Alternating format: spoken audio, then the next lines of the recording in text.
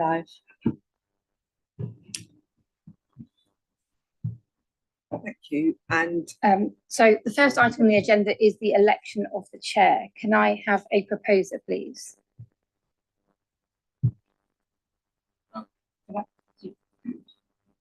Yeah, I'd like to propose Councillor Plummer to continue as chair. And a seconder, please.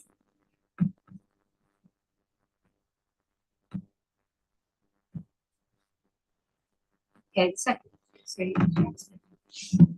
the second item is the election for the vice chair. Can I have a proposer, please?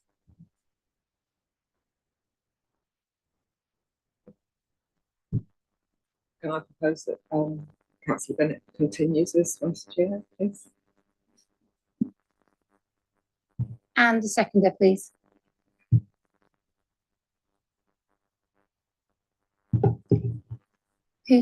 Okay, thank you very much. I now hand over to the chair.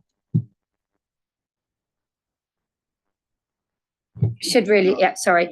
Can I have can we have a show of hands for both of those, please?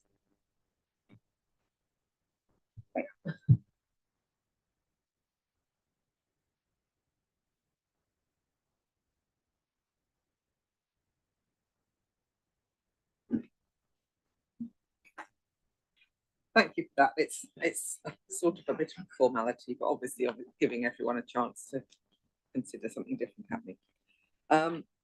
Good morning, everyone, and welcome to today's meeting of the Strategic Planning Committee. I'm Councillor Sarah Plummer, Chair of the committee. The Planning Committee carries out the duties and powers of East Suffolk Council as the local planning authority for the district, in line with both planning legislation and the council's constitution. Just a quick fire evacuation procedure. Notice no tests scheduled today, so if it sounds, it's real.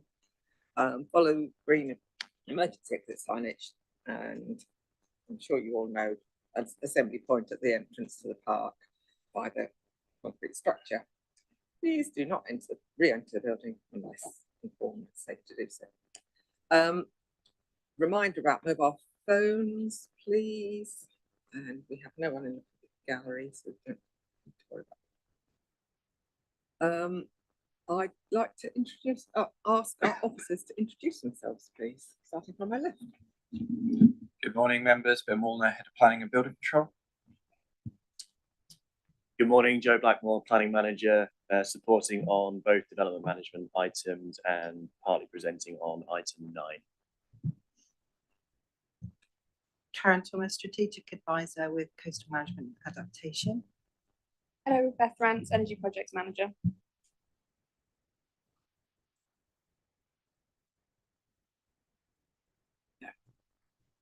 You need that again, so. Yeah, Jason Beck, Principal Planner in the Planning Policy Department.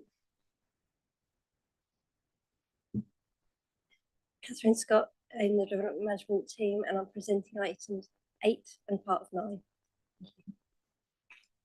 Thank you all. And apologies and any substitutions. Sorry? Pip All, the Democratic Services Officer, and I'm joined by my colleague Katie Cassidy. We don't have any other officers online, I don't think. No. Sorry. Now would you like to do apologies and substitutions? Apologies for absence have been received from Councillors McCallum and Parker.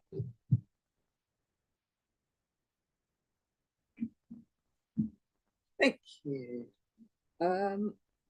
Declarations of interest, please. If members have an interest, please clarify if it is disposable, interest, other registrable interests, non-registrable interests, and what details.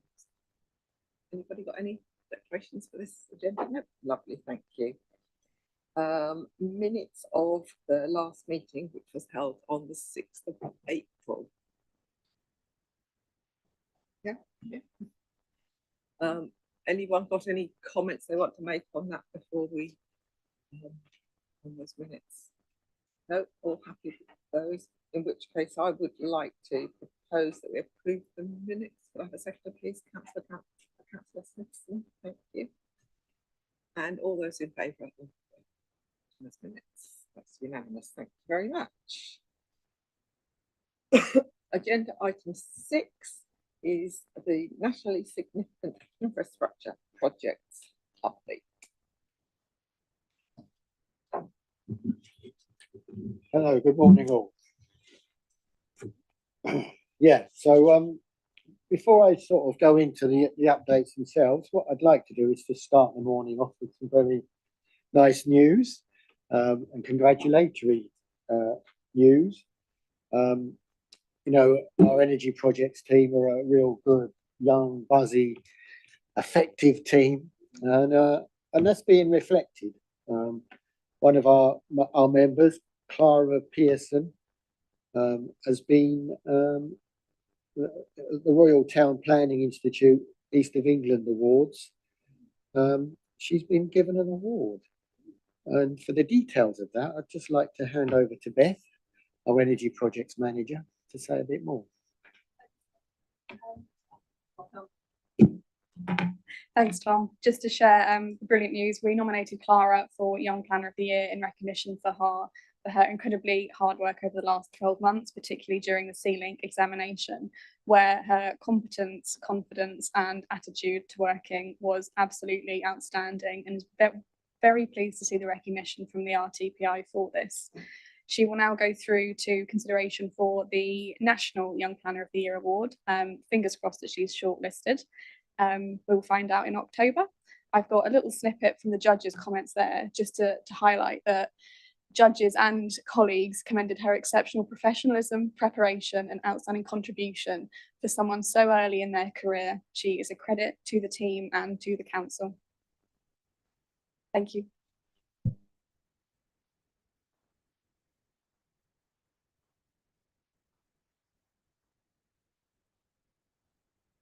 Yeah, my dealings with Clara, yeah, she's extremely professional and does a very good job. Okay, let's go on then to the basic update. So there's the overview. We always show that slide. I always talk about the stage that each project is in, and that's the important thing really in many ways. As you can see, post-decision is growing in terms of its relative sort of weight. But you can see there, and I won't go through it in detail, that's there for your information. We'll talk about each project a little bit now.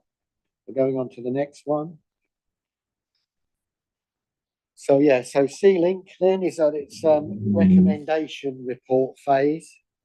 So the examination is now closed. The examiner will be looking at all the information that the examiner has got, not least from ourselves, and preparing their recommendation report.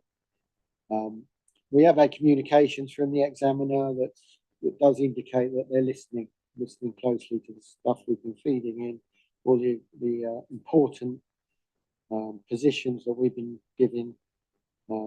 So we look now to see exactly what that's going to look like. So that's the stage of that. East Anglia 1 North and East Anglia 2. So work is sort of ramping up at Friston.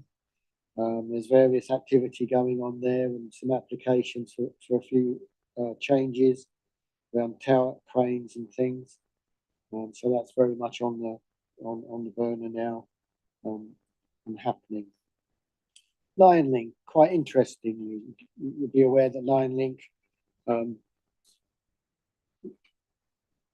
is at the stage now where it's sort of pre-application and taking on board. The statutory consultation period is now finished. So quite interestingly, Lion Link has made some changes and responded to the StatCon in quite a positive way. And it's changing its location of its landfall and looking at various other things that have been fed in. So they're doing a targeted consultation on those specific parts of the project that have been altered. So yeah, these refinements are quite encouraging really, and it just shows you that the StatCon part of the process is so important, because that's the point where we as a local authority, local groups can all feed into the process and And this is a good example where those voices are being heard up to a point anyway, and there are actual alterations made. So that is important, and I'll come on to that again in a minute to show that that importance isn't being recognised at government level. Next slide, please. The Sizewell D. Sizewell D. Not yet. Sizewell C. Sizewell C update. Sorry, folks. Yeah, everybody groaned. So yeah, all various activities going on. Yeah, so you'll all be aware. So I won't go through this in detail, but you can see the various things are happening. Two Village bypass in full construction. The marine bulk import facility construction is going on. The campus, etc. And there's the links there if you want full details of exactly what's going on in the most up-to-date way. Go to that works tracker. Next one, please. Non-material change application. You'll probably all be aware of this, but basically Sizewell have put in this application because they want to change things around the cut and bend facility and one or two other things. We have raised significant concerns about this, and we do have a sort of level of disagreement between our officers and Sizewell C, which is all being fed back. I mean, we've been communicating these issues for a long time, but yeah, so those differences remain. So we wait to see the decision on that when it comes. The next one, please. Staying informed, Sizewell. There's basically the links, wide loads, project updates, work tracker, project newsletters, the information office, information on the public forums are all there. And the next one, please. Right, so this is quite important. So you may be aware of what's called the Fingleton Review. So basically, Fingleton, the government, likes to describe Britain now as a nuclear nation. So they were asking for ways of fastening up the process for nuclear development. Recommendations were made by Fingleton, as you can see, 47 of them there. And recommendation 30 suggests that DESNZ replace local authorities as the post-consent authority for nuclear projects. So basically, it's about steamrolling, bulldozing nuclear forward with limited involvement from local authorities. And DESNZ then becoming the post-consent discharging authority as well. And that dovetails along with other regulations that are taking away the StatCom, the statutory duty of developers to liaise with the local authorities. So as I said before, that line link example is a very good example of where the StatCom works and gives the local people some sort of voice in all this, instead of just being sort of bulldozed aside. So it's really distressing, I think, that the government is going down this way. I have written a letter to Lord Valence to that effect on the 6th of June. There's a link to it there. And we did do a press release on it as well. So yeah, don't like the way this direction of travel at all. Under the policy, we would become a consultee to the discharge of requirements rather than having that statutory role as we do now. This will only affect projects after the recommendation. So we may not hold discharging duty for Sealing, which is quite significant now. But we will likely remain the discharging authority for Sizewell C. The Sizewell C development goes on and on. We do engage, and that last slide on the non-material changes and that's all flowed on from our engagement basically, but we couldn't discharge exactly what they wanted. We're the discharging authority, so we've got to have regard for our community, and we've got to have regard for the proper planning situation. So so important we're in there. But it looks like we're going to be cut out of future projects in that way. So we have raised significant concerns about further erosion of local input into NSIP consenting, especially the removal of Section 42 statutory consultation by the Planning and Infrastructure Act. And I've written that letter as I've described. Yeah, so that's where we are at the moment.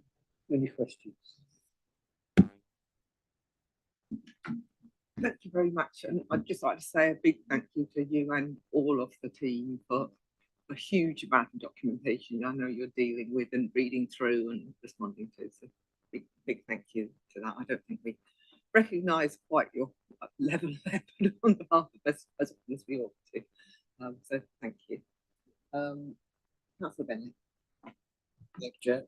Tom, I just had a question about, it mentioned about Sizewell C, the green rail link being complete. Just in case I don't get fully onto the work stream update, could you just say what that means on the ground? Yeah, so the Green Rail link, yeah, it's it's all part of the DCO to put the Green Rail link in. So it's about getting deliveries of aggregates and other materials in, so that they come in by rail rather than by road, which is a good thing. Where do they come in? There's two rail heads, and things are a little bit contentious at the moment. So that's another area where we're raising big questions, because at the moment, Sizewell C want to run the rail because it's now completed, but the mitigations aren't fully in place. That is around noise and light and all the rest of it. Sizewell would like to go ahead and start now, and we're saying that mitigations need to be in place first.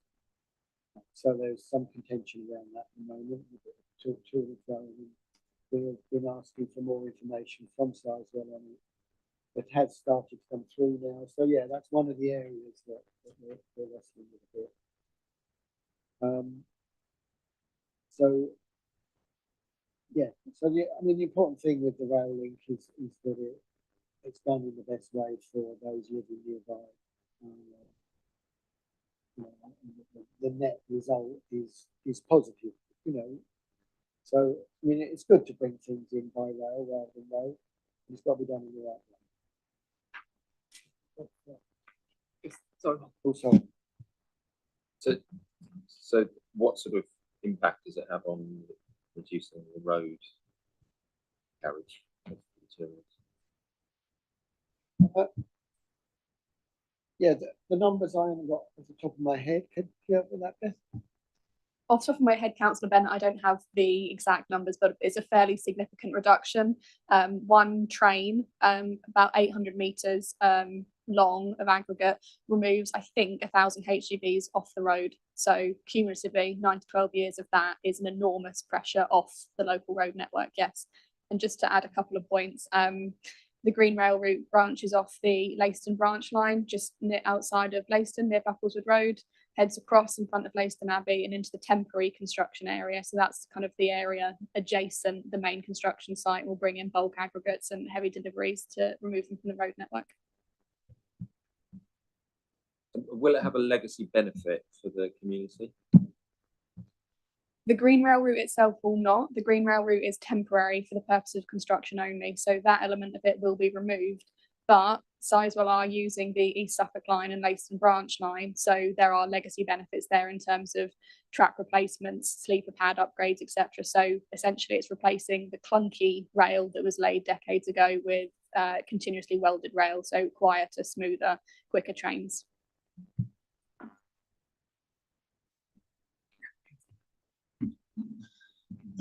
Thanks for that, Tom. The recommendation 30 thing seems highly alarming from the way you presented it. Do we know anything more about how that would actually work if DESNZ were to take the discharging authority? Wouldn't they need local capacity to actually do that effectively? They can't. Could they do that from Whitehall, or would actually that end up being devolved and locally managed somehow, but under a different sort of acronym? I guess I'm fishing around to see whether there is the potential for local influence and control as currently works, or whether this is actually in danger of being entirely run and discharged from central London. Yeah, that's one of the big elements of it. What are the mechanics of what they're proposing going to look like? As I say, I did write to Lord Vannet, so we've got a very quick sort of response back saying that we will still, that is, local authorities will still have a statutory role, and he used the word statutory. So the mechanics of exactly how that's going to play out, we don't know, except early today, we did actually get some idea of what they've got in mind in terms of how we are going to input to the new department at DESNZ that's going to do the job that we're doing. So as you can probably imagine, you know, it always works well, doesn't it, that a national, a big national centralized project trying to do local things, you know, it always does that really well, don't it? So there's got to be a way for the local voice to be there. So why on earth they don't just let us keep our local voice, we don't know. So yeah, it does promise another bureaucratic step, toing and froing with them, and then toing and froing with the applicant, while we're toing and froing with our communities. And it could be a right mess, but we have now got some information about what's proposed. We haven't had a chance to look at it yet, but we will look at it over the next couple of days, and we can let you know. And presumably they don't have any such capacity at the moment within DESNZ. They'd have to be creating that department from scratch. They're not already doing that elsewhere. Or... No. Presumably so. No, do you know any more on that? Yes, so it will be a brand new unit. At the minute, they're looking to get about 50% of people in post by the end of the year. So they're hoping to have 6 people, given it's only likely going to be projects like Lion Link and Norwich to Tilbury that will get caught early next year. They're hoping to expand up to about 12, a group of 12, which will be some planners, some environmental specialists. The breakdown, we don't know. We know there's a critical shortage of planners, but particularly people that can do nationally significant infrastructure projects, that's a niche of a niche. So whether some of them will come from the existing DESNZ team, so these are the people that take the recommendations from examining authorities and then turn that into a final decision letter then adopted by the Secretary of State. So there is an existing team that don't quite deal with that element. That will be brand new. What DESNZ have been clear in the engagement they've had with us the last couple of weeks is that they recognise the experience and the value of East Suffolk Council and the team we've built. We are an unusual local authority in that we've got fairly extensive NZIP experience and an exhaustive list of in-house technical expertise in our specialist services team. That strength is largely unmatched by any other local authority. So there's a real diversity of inputs going into DESNZ. We've been clear of the value of that engagement, going beyond the technical expertise, relationships we have with stakeholders, Natural England, the Environment Agency, etc. All of that would need to be built from scratch too. We've also reiterated that although town and parish councils are named consultees, they are also a really important and valuable source of local information. They are the ones living closest to these developments on the ground. So we are absolutely championing the need for that local, decentralised involvement in discharge of requirements, and we have raised significant concern through Councillor Daly and through direct engagement with DESNZ, the risk of the loss of that information by centralising all of this decision making. What that looks like in practice, whether there'll be kind of pre-application, essentially consultation with us, so we see the discharge requirement from the promoters and then feedback almost informally, and then it goes to DESNZ to effectively be formally consulted, rubber stamped their end. We don't know. There's little information coming out, but we should see a test operating model in the autumn.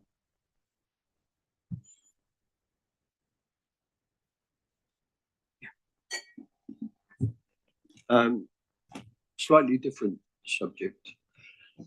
Looking to the future, really, I was recently very saddened, I think, to see that the hydrogen project that was being discussed to be hosted, I think, at Felixstowe Dock, known as Purview, their partner apparently is withdrawn and is no longer part of the scheme. And when I look at all the projects that are bringing in a massive amount of energy onto the shore, and a day like today when we've got wind, we've got sun, we're going to be very shortly in an area where we've got a massive surplus which will need to be utilised to make the whole thing efficient, and the generation and creating of clean hydrogen must be a step we should be encouraging for the future, which would actually provide local employment and investment for our own people.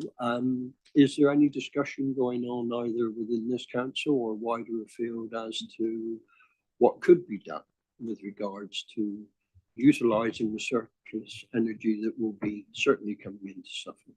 Thank you. Yeah, I share that concern. Yeah, that, I mean, we had the hydrogen conference, didn't we, a couple of years ago, and there was a lot of enthusiasm there, Sizewell and the Freeport, and there was a lot of yeah, we could do what Scottish Power are doing up in the north, you know, sort of actually directly get the energy from the wind turbines straight into hydrogen production. But you're right, that all seems to have fallen flat now, and I don't know why exactly. Do you know anything about that one, Ben? We did have some early pre-application discussions on it, but no, I similarly got the same feedback. Nothing directly, but it's not a priority for their investment at the moment.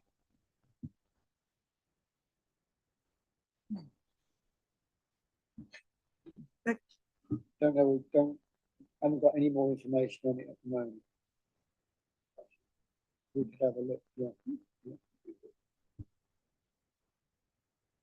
Thank you for those questions. Any further questions, Councillor Daly? No, and you know, reiterate again, heap praise on your department, and you know what you said, Beth, about actually you're saying to the government, look, this is how it should be done. Fund places to, you know, or make sure there's the money there to make this happen, because it's just amazing what you're doing. So thank you. Before I stop, can I just apologise that I've got to leave now? I'm off to Bournemouth. But thanks all. Somebody's got to go on there. Thank you very much, Dawn. So no vote on that one. Moving on to agenda item 7, which is coastal management and adaptation project. Sorry? Oh yes. So okay, at this point I'm just going to say invite. It says on my notes, invite Councillor Packard to introduce the report, but that's not that. I know it's that bit. And so there are bits that I'm picking up because Councillor Packard isn't able to be here. The supporting officer for this item is Karen Thomas. Martin Pilcher is unable to attend as he's presenting at a conference today. So normally Thank you, Chair. Next slide, please.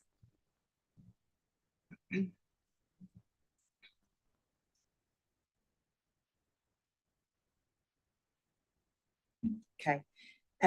So just a few things to pull out of the report for the last quarter. The Resilient Coast Project, for which we've received funding from the Environment Agency, has been running since 2022.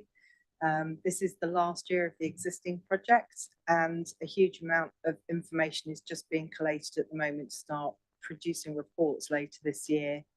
On understanding our coast, we've had recent work done by Jacobs, looking at coastal change, climate change, sea level rise, previous impacts on our coast, and how our coast is going to perform in the future. This is going to be really important in terms of determining where our more vulnerable areas are going to likely be going forward. We know obviously where they are now.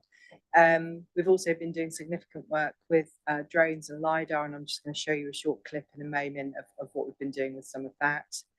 In terms of engaging, we've been continuing to work with our most vulnerable communities in places like Thorpeness, Pakefield. We're about to start work in Corton over the summer, following some member discussions that we've got coming up later this month. We've also been looking at the future of Southwold as well. So looking at the risks and making sure that everyone is aware of those is going to be our main priority going into the autumn. Economically, we think our coast is very valuable to us. However, it doesn't always stack up in terms of the national funding policies and processes. At this time, we have around 260 properties at erosion risk if we're able to continue to maintain all our defences. But if we're not able to, then we are up to 2,800 homes, which will be at risk of erosion over the coming decades. We've been feeding into the East Suffolk Council Housing Strategy consultation about this, because obviously there's a bit of a conflict between the KPIs to build more homes, whilst we're also potentially losing some. So that was an interesting discussion that we had with the consultants last week.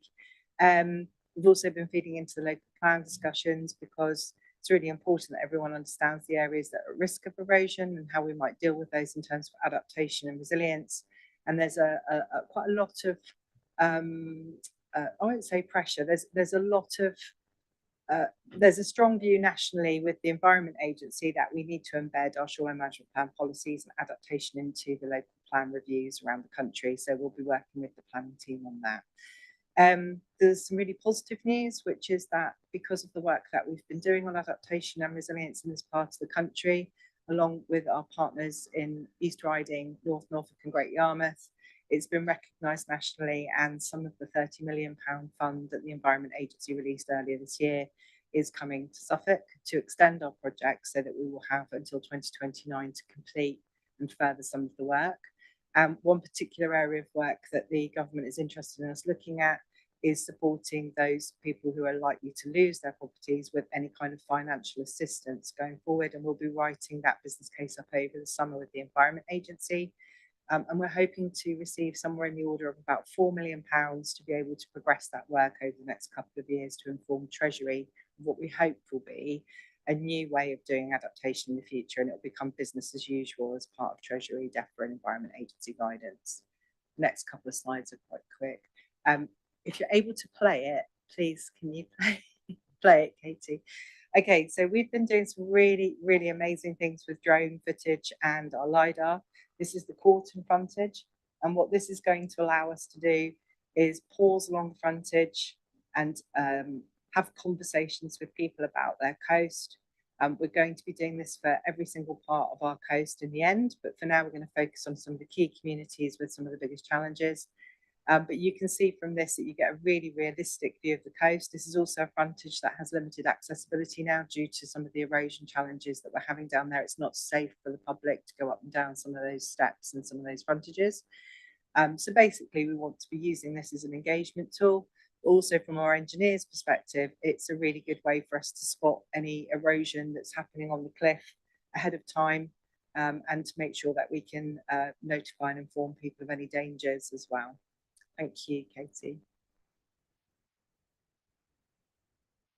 The team are out at the moment finishing their asset surveys. We do those twice a year, and then we obviously do our repairs and maintenance in between.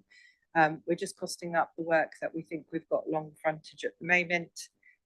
We usually submit our costed management plans for repairs and maintenance and minor capital works ahead of the budgets later this year. So we'll be working those up over August. And we're also looking at how we will get funding through the new Environment Agency funding policy. Unfortunately, the national programme is currently oversubscribed, so we have to wait for another year before we're able to submit. But what we are hoping is that although we're unlikely to attract significant funds for big capital schemes, due to largely the rural nature of our coast, we may be more eligible for minor capital refurbishment works, which is a new element of funding the Environment Agency are introducing this year. And we think that that could be really helpful for some of our sort of more Victorian seaside frontages. So where the council has previously spent money on places like Southwold, we're hoping that for those sort of under £3 million minor capital larger refurbishment works, we might be able to get some funds from the Environment Agency going forward. Next slide, thanks. And then on adaptation planning, we now have a new adaptation team within the coastal management adaptation team, led by Sian Platt, who joined us in April. We're just putting together strategic documents now around monitoring. The Environment Agency are just releasing their national business case on national monitoring programs, and we have a regional one for this patch. So we want to work with the Environment Agency to make sure that we're getting the best out of their monitoring program. Also, then we can augment it with our own monitoring, LiDAR and things like that I showed you earlier. We also want to tailor our monitoring for the places that need it most. And obviously many of you will know places like Pakefield and Thornton have required significant monitoring. So we want to make sure that we're directing that to the right places and also informing planning and housing going forward about the resilience of certain locations as well for house building and where people are going to be living. We're looking at the SNP into Action programme. So again, strategically, nationally, the Environment Agency have refreshed all the shoreline management plans around the coast. They're non-statutory. There is a need, therefore, for us to pick those up. And East Suffolk Council is the lead for the Suffolk Shoreline Management Plan. So we have a requirement on us under the Floods and Waters Act to encourage all of our partners along the coast to deliver what the Shoreline Management Plan says. And the reason why this SNP into Action piece is coming through now is because we're now in what's called Epoch 2 of the 100-year SNP. This is the second epoch. It's 2025 to 2055, and this is the critical time for transition. So we need to move from where we've been, which is perhaps more hard engineering solutions, through to where we need to go, which is a combination of both traditional and adaptive solutions. So we've got 25 years to get from where we are now to where we think we need to be.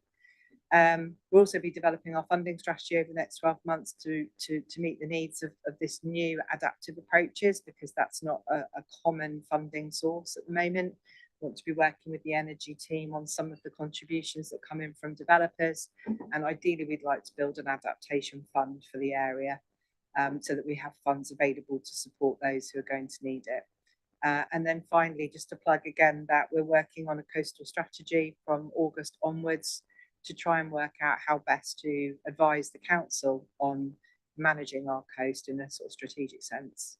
Thanks, Katie. I think it's the last slide. And then just to pull all that together with the planners, call for sites, looking at things like rollback and relocation for those who are most vulnerable. We're looking at the adaptation plans and how we might transition people in some key locations. Nationally, we have the shoreline management plan, the risk maps, and the rapid adaptation pathway approach that we've been doing across the council with officers and now with our fellow partners along the SNP frontage. And we would like to pull together a new coastal strategy. And we're trying to do all of these things so that it can all inform and feed into the local plan so that we have adaptation and coastal change management all built into that go forward. Thank you. Thank you very much for whistle-stop tour through something that's massive implications for our area. Councillor Hammond.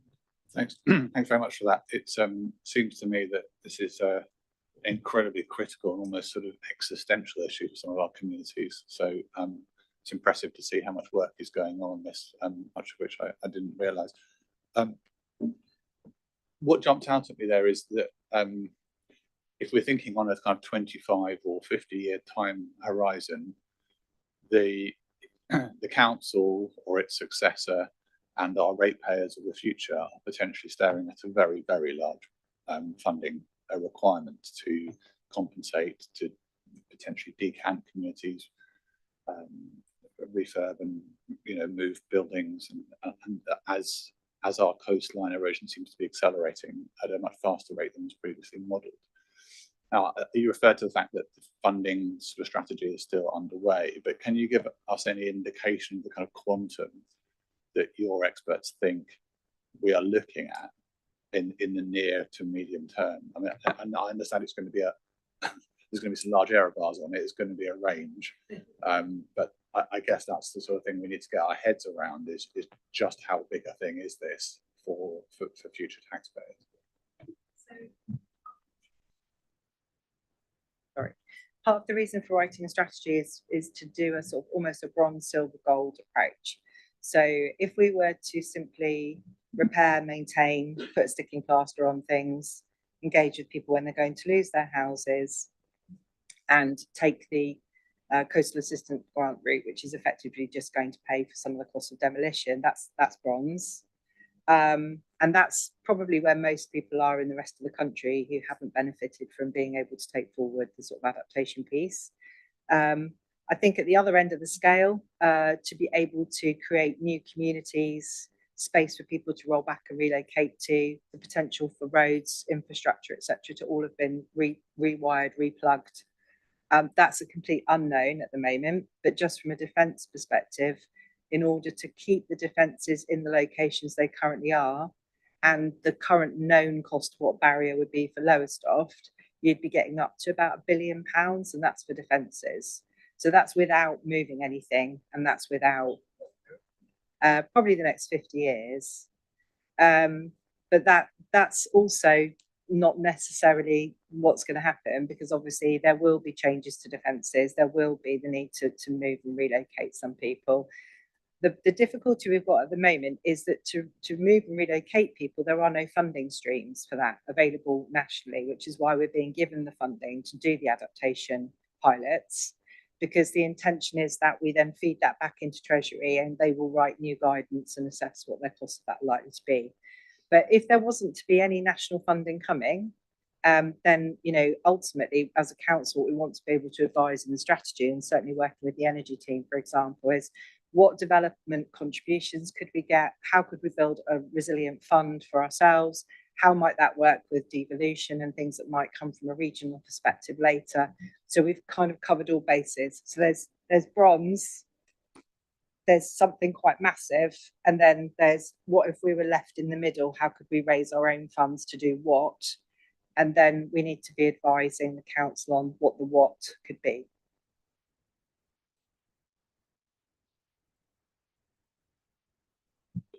That's amazing. You mentioned that East Suffolk is the lead for the Suffolk coastline work on this as a whole. And I presume that East Suffolk must be one of the worst affected coastlines for erosion, perhaps along with Norfolk. Do we end up being a kind of trailblazer for this kind of compensation nationally, actually, in making sure the government are taking these issues seriously in the context of, you know, rising sea levels and extreme weather events? Yeah, so the recognition, the £30 million fund that's been opened nationally, 18 million of that has been apportioned specifically for East Riding, North Norfolk, Great Yarmouth and East Suffolk. A, because we've got the biggest problems nationally, and B, because we've already been doing adaptation work already, and they want us to now get it to the point where we get outputs that can be picked up by Treasury. So a lot of the resilient coast work doesn't feel like it's necessarily landed on the ground just yet, but that's because it's innovation and it's designed to inform the Environment Agency and Treasury about what could happen. But we are reaching a point where we will be able to roll things out from, I would say, from this summer onwards. I think the other side of it is that we have met with the Minister through the Coastal Group Network with the Environment Agency. So we have met with Minister Hardy to explain some of the challenges about adaptation. I think East Suffolk Council does have a very challenging frontage. I sort of say now we're we're urban enough to lose properties, but we're not urban enough to get funding. So we have got a bit of a strange situation for Suffolk, and that is recognised nationally, and that is why we will now get some additional funding over the next few years to see if we can come up with solutions that, as I said before, can influence national policy and become business as usual. I think we've just always got to remember there's a risk that there are lots of other parts of the coast that are held quite strongly. If you think about all of the South Coast, to hold the lines for Bournemouth, the Brightons, Southamptons, we don't add up to that kind of level of investment from a national perspective. So I do think we do need to consider how much investment is coming into the area from other things and work out whether or not we want to divert any of that funding into coastal management. Getting on this, it's very impressive. Thank you.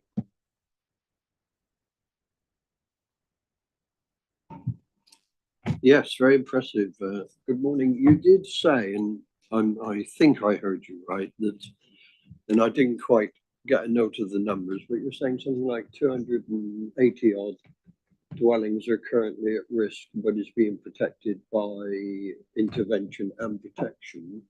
But in the event of that protection not being there, that risk would go to 2,000 plus dwellings, which really makes the delivery of housing here, we need to take into account what's fallen into the sea as to what we're building. Could you confirm both figures? And what I'm saying, is that factual? Thank you. Yeah, so the Environment Agency's risk maps, which were introduced last year in April, have done a piece of work around the whole of the England and Wales coast.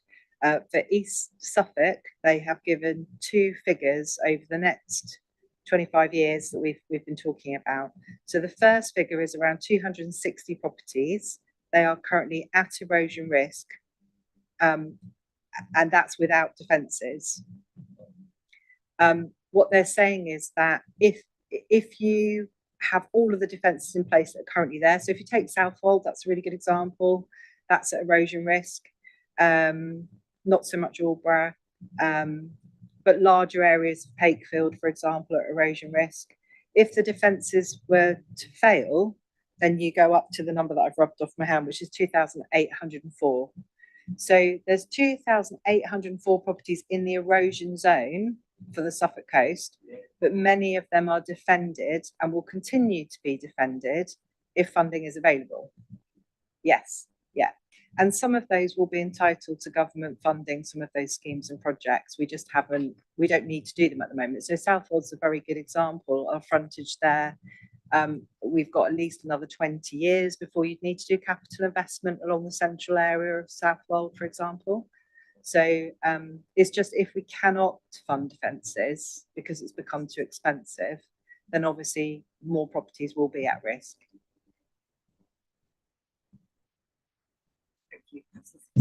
Thank you very much.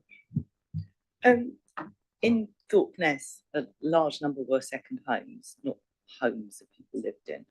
Out of these 2,804, what proportion are actually homes? Because that's more of a crisis really in terms of communities. I'm not saying the other doesn't impact on tourism and other things, and some of them may be very attractive buildings adding to our heritage, but the homes are the really essential one. And what are estate agents and others doing in terms of, you know, are people being sold these? And I mean, you know, it's kind of that prevention of other people getting themselves into a mess, really. Okay, well, there's a couple of points there. The second home piece and who owns the houses and who lives in them. We know that for the for the Thorpe Ness frontage now, because obviously we've been engaging with people there to quite a high degree with the planning and the building control team.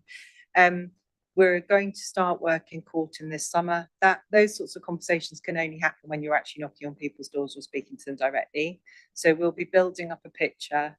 We know exactly where all the buildings are. We just need to know who lives in those buildings and try to understand what their personal circumstances are. We also do some work with the housing team when we do this, so that we can also understand if people have got any housing needs, so that if they needed to be on our housing register, for example, we might be able to start registering people earlier so that we can build capacity into the housing system. So we've got more online capacity for the people who really need housing. In terms of estate agency and conveyancing, this is where we have a really big issue that we can't easily solve at a local level. We have advised the EFRA committee last November, and they have made recommendations that came out in June that conveyancing and surveying solicitors, etc., around property sales for properties at erosion risk needs to be tightened up.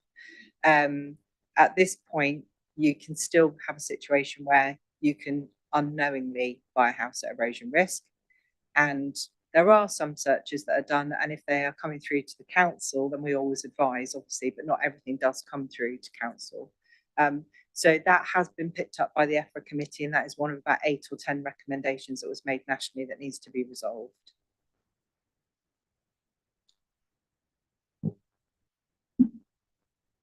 Thank you. Some interesting range of questions there.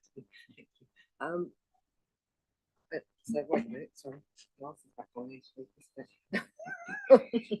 So the recommendations are that the Strategic Planning Committee notes the work undertaken by the Coastal Management and Adaptation Team at East Suffolk Council, and that the Strategic Planning Committee provides any recommendations as to the content of future updates if required. So either here and now, or obviously when you go away from here and kind of actually, I should have asked that question, take it through to the team, but anything anyone wants to add now that they'd like, I mean, I think the report's excellent. So yeah, everyone happy with that? So recommendations, I'd like to propose that, and councillor Ashdown to second. Thank you. All those in favour? It's unanimous. Thank you very much. Agenda item number 8 is the annual development management performance report. And on councillor Thackara's behalf, I would like to ask, ask Catherine to lead on this presentation. Thank you. Thank you. I'm presenting item I, which relates to development management performance report. We will do item 9 afterwards, which relates specifically to planning committee, referral panel, and the member call-in process. So this is just providing a general overview on the overall numbers we've dealt with and the how well we've been doing in terms of getting decisions out on time. It will just be a broad overview because the report's quite detailed and there's a lot in the appendices, so we can do some questions afterwards on those, but I'll just give you a broad overview as part of this presentation. The presentation, I'll just take you through the planning and planning related applications, the activities of the enforcement team, general summary of planning appeals, and our formal complaints and compliments over the year. So in terms of the 25-26 financial year, this graph just shows the numbers we've determined each quarter. I've just showed this just to show the proportions that are planning applications and the proportions that are other types of planning related applications that the team deal with. So we're actually dealing with more planning related than we are actual applications for planning permission.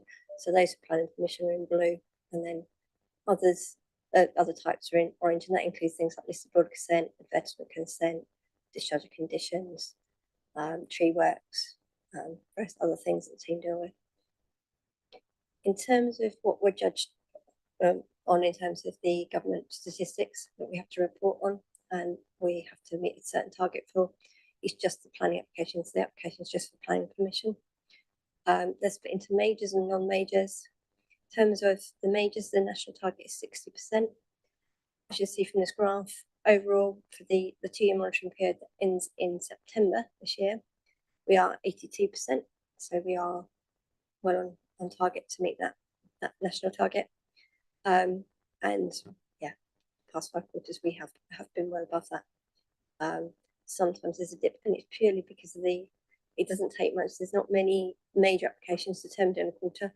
So you have 1 or 2 out of time, and the percentage varies an awful lot. For example, I think in the last quarter that's shown, we determined 12 major applications. So it's nothing to worry about that we've got 1 quarter below. Is the overall number that matters.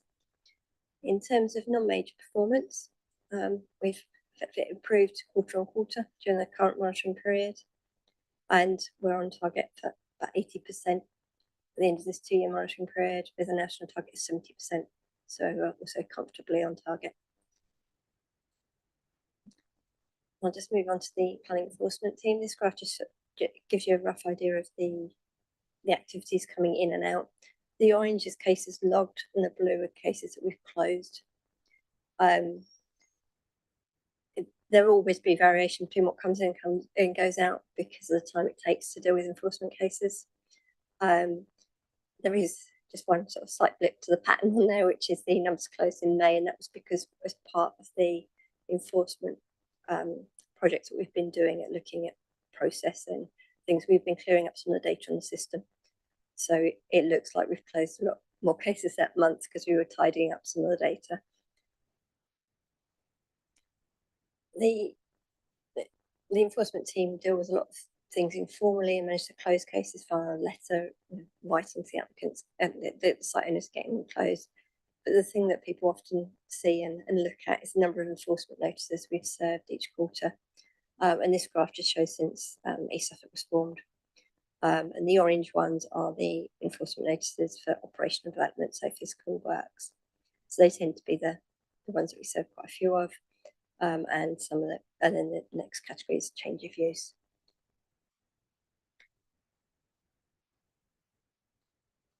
And then both planning applications and enforcement notices can be appealed. So this just shows the the performance of the planning appeals over the past financial year. We are the government do look at the percentage that we have dismissed and the percentage allowed. So just the ones outlined in orange, because it's probably a bit small to see on the screen, but they're the ones that have been dismissed. So that the larger one is the applications, and then the smaller one is related to enforcement notices. So we're doing very well. We compare that to these are the ones that were allowed. So we've got a very high proportion of being dismissed by the planning inspectorate, which is a good thing. It's showing that we're doing well. And then the other type of, sort of decisions that we can have are applications for costs. And all the 5 that we had were refused by the planning inspectorate, so we didn't have costs awarded against us. And then moving on to formal complaints and compliments, as you'd expect, when planning is quite an emotive subject, we do tend to get quite a few complaints, both in terms of planning applications and enforcement. This slide just quickly outlines the key figures. So at stage 1, we had 46 in relation to applications, 46 complaints, 1 comment and 4 compliments. Of the stage 1 complaints, 82.6% were not upheld, which means that we didn't find any fault with the process or how officers had dealt with them. Only 1 was upheld and only 7 partially upheld. There were also 13 stage 2 complaints and then 8 complaints which were closed at triage stage. In terms of the complaints that went to the Ombudsman in relation to applications, all of them were closed after initial inquiries and the Ombudsman refused to investigate. I have set other reasons in the report, but it was generally that they were matters that weren't matters that we dealt with, or there just wasn't anything for the Ombudsman to investigate. In terms of planning enforcement, we had trial stage 1 complaints. Of those complaints, 90, well, just under 92% were not upheld, which is good because no fault was found. There were 4 stage 2 complaints, and there was 1 complaint to the Ombudsman, which was also closed after initial inquiries. And then there are details in the report on the complaints from the other teams in the planning services. So overall, we're doing very well in terms of the complaints. We have got a reasonable number, but you'd expect it given the nature of what we deal with. And it's good that large percentage are not being upheld. There's no fault found. And therefore, I take you to the recommendation, which is as per the report, which is the Strategic Planning Committee to note the report concerning the performance of the development management team in terms of the speed and determining of planning applications, outcomes of appeal decisions and enforcement activity. Thank you. Thank you for that. Councillor Ashton. Yes, thank you, Chair. A question which comes up frequently at certainly Planning Commission North is when we have enforcement cases, they get into our legal team and they seem to sit in our legal team for a significant amount of time. Is there anything anyone can do to speed this up? Because it does get very, very frustrating. Yes, thank you, Councillor Ashton. Just to come in on that, I think I'd personally say, having worked very closely with the legal team over a number of years now on the enforcement service, we are getting a really good service from our legal team, really dedicated time that they put into supporting us. And there has been investment in additional resource in the legal team to do that as well. So I can't fault any of that level of service that we get.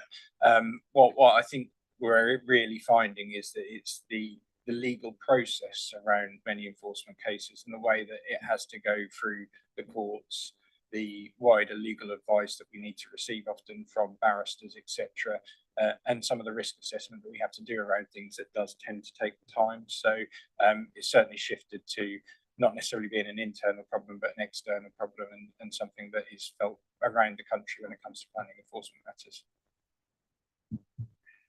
So once again, do we have any way that we can perhaps put some pressure on the powers above to speed these things up? By all means, when we make representations back to government on many things, we do raise resourcing issues. When we get to the item later on, on major sites and infrastructure. I will give you a little bit of an insight on the long process that it can take with court matters at the moment, but it's fair to say the courts are very held up, limited capability of judges, etc. We're not the only organisation or service that are raising that type of issue, but completely get your point there. Yeah, frustration all round, I feel. Councillor Nimley. Thank you very much. Very comprehensive. Just, it's rather obscure, this particular question. It's on page 58 and it's 2/102. It's appeals to the Ombudsman. And the last appeal that was rejected was saying that the complaint could not be handled by the Ombudsman because it was a local parish council complaining, I think, about the district council. Where does the parish council go in that case if they're not able to go to the Ombudsman? Who can they go to? Because I think this did rumble on for some time. Thank you. I'm happy to come in there if that's okay. So yes, I think we've had a number of instances where parish councils haven't been entitled to pursue things through to the Ombudsman. I think as a another local council organisation, those issues that are raised can still be raised through the complaints process and worked through, by all means utilising district councillors as well to address any concerns also. But I think they should be dealt with generally as part of our ongoing engagement and work that we do with town and parish councils. We hold our town and parish forums twice a year. In advance of those, we do ask for specific issues and concerns to be raised with us, and we try our very best to then address those on a wholesale manner across all of our town and parish councils as well. We've got close working with the likes of Suffolk Association of Local Councils, SULC. So there are avenues to explore with that. If there is a parish council that does have a particular issue that they do want to pursue through to the Ombudsman, it has been known for individual members of the community to take up a complaint and pursue that through to the Ombudsman themselves. So an individual can go through to that route, just not the parish council itself. Yeah, thank you for that. But I believe the parish council did take all of those steps, but at the end weren't satisfied with what the situation was. So, and I'm sure that applies to a number of parishes because we've got a lot of them. I think it's inevitable if there's two sides to an argument that both sides aren't going to be happy, and that's sometimes what we have to accept. But we do look to the Ombudsman to arbitrate between two groups. And, and what I'm saying is, is there somebody to arbitrate at the end? Because there really isn't. So can do that, can it? I would just clarify, the Ombudsman don't tend to arbitrate, they tend to come to a pretty defined decision. They will seek the view of each party in coming to that decision and use all evidence available to them, but usually the response is a definitive response. And if that does find that the complaint has been upheld, then there may be compensation associated with that, etc. That's then negotiated. But yeah, we should use more other routes, you know, whether that's through just direct engagement, escalation internally, through ward members, etc., to try and explore ways to resolve these things. But as I say, there have been some instances where the just disagreement remains, and we do provide a lot of professional feedback to those parishes. Thank you for that. Any further questions on this report? No? Okay, thank you. In which case, the recommendations are that Strategic Planning Committee notes the report concerning the performance of development management team in terms of speed of determining planning applications, outcomes of appeal decisions, and enforcement activity. Someone want to propose that one? Thank you, Councillor Wakeling and Councillor Hedgley to second. All those in favour, please. That's unanimous. Oh, did your hand go up? No, Paul, did your hand go up and then come down before I looked up? Yeah. It was up. Yeah, that's fine. That's fine. Okay, just one second. I want to just say a big thank you to, I mean, these reports have got so much information on it. It makes, every time I look at them, it goes, oh my goodness, there is so much happening in the department. So huge thanks. to the department for everything that is going forwards on that. So yeah, we've got that. That was unanimous in that one. Are you going to ask if we can have a 5-minute adjournment? I thought you might be. I'm aware that we have got people who need to leave very promptly and things, so literally 5 minutes, please, everybody. Just So, wait. oh, yes, wait until that's, yeah. So it will be 21 minutes past by the time this is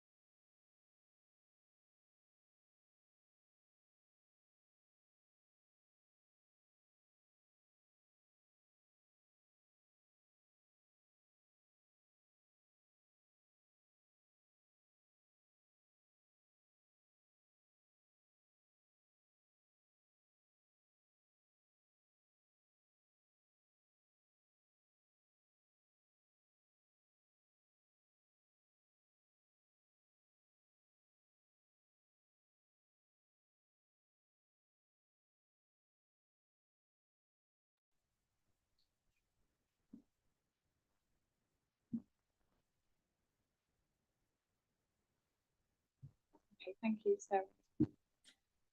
Thank you. Returning to our agenda, we move on to agenda item number 9, annual review of planning committees, referral panel and call-in process.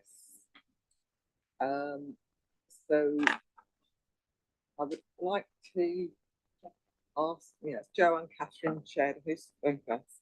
I'll ask Catherine Scott to present the first couple of slides and keep sharing screen, and I'll move on after that. Thank you.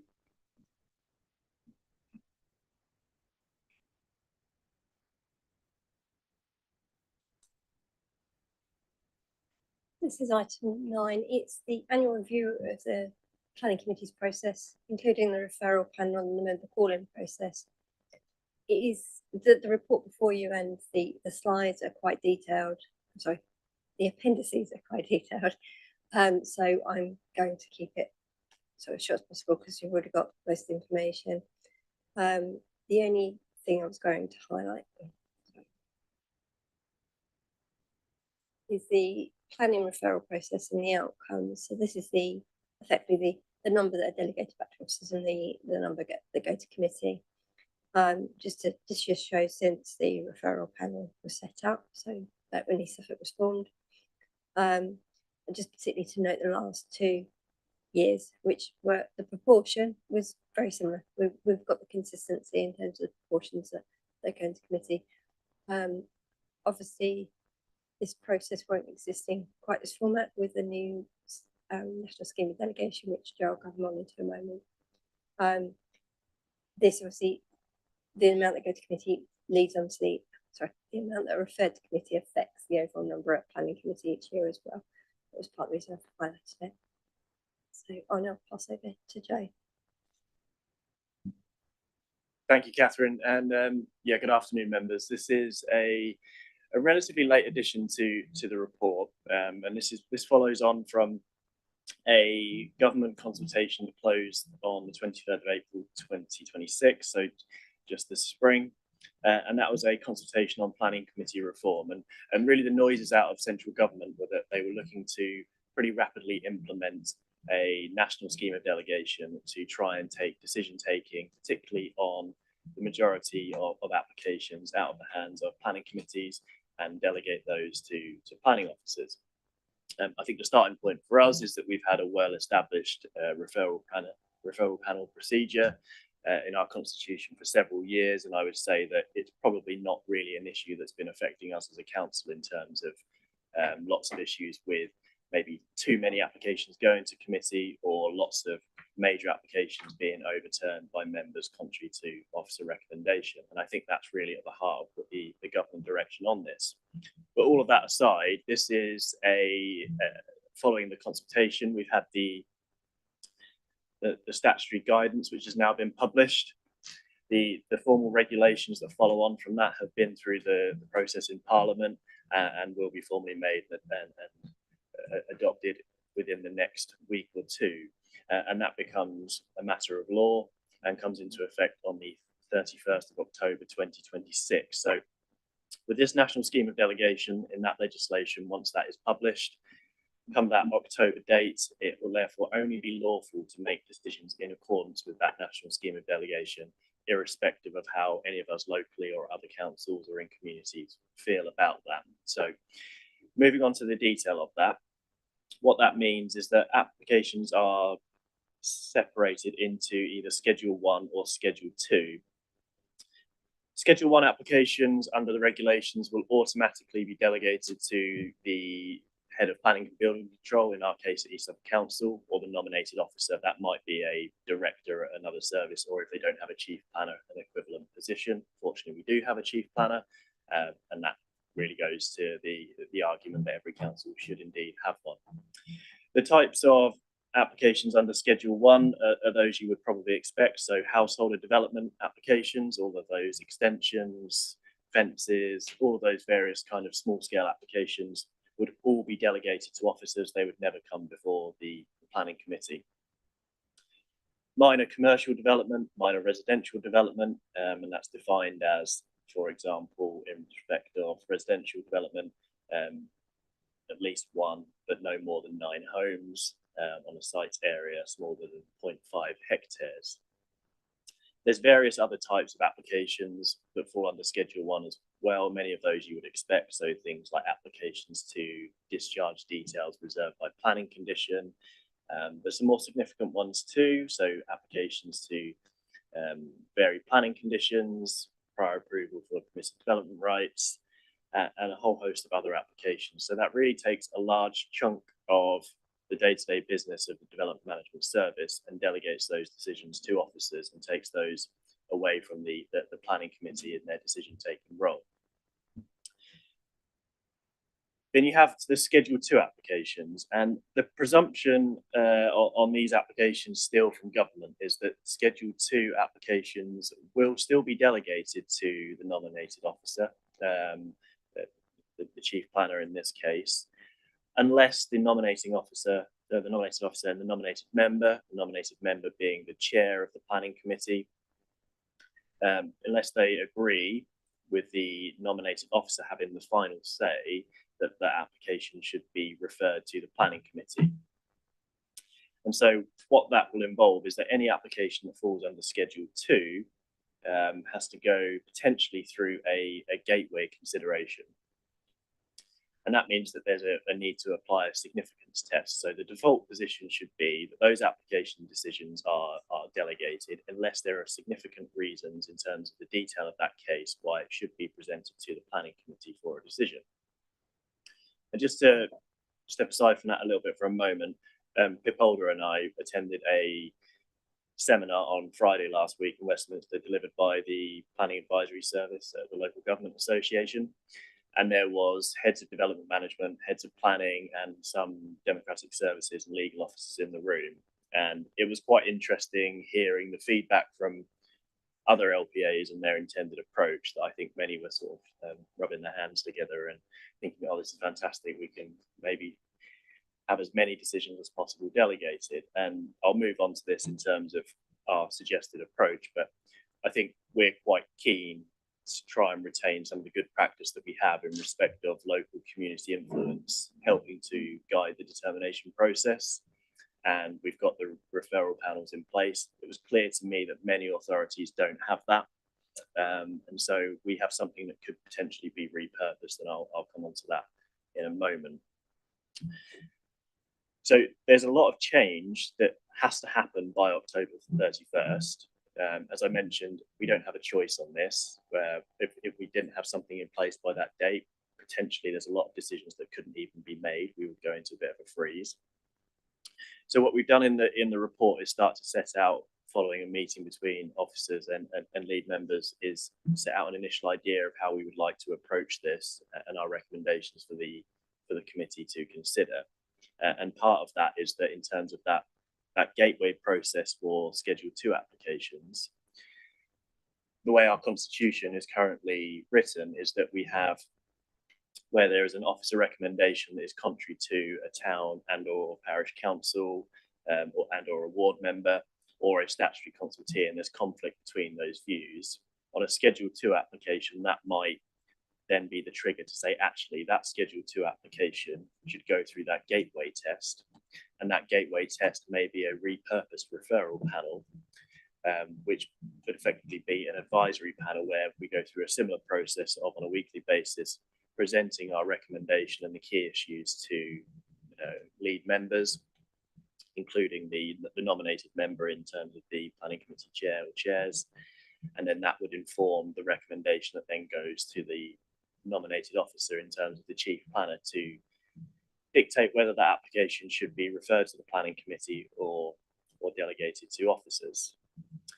What we were hearing from many of the other local planning authorities in the room across the country as well represented at this seminar on Friday is that their intended approach would simply be that chief planner, planning committee chair, sit down once a week, go through all the Schedule 2 applications together and just come to a decision, and it's either committee or delegated, and there's no other kind of involvement of anyone else.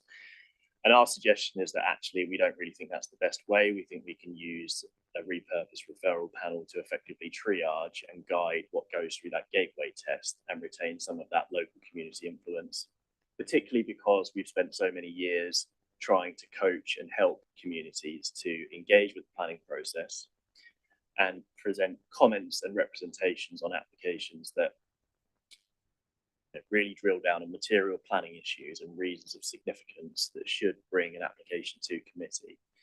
So if I ask Catherine to go on to the next slide, please.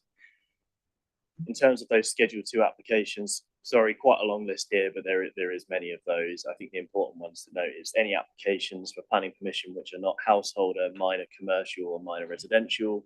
So you're looking at the more major application types fall under Schedule 2.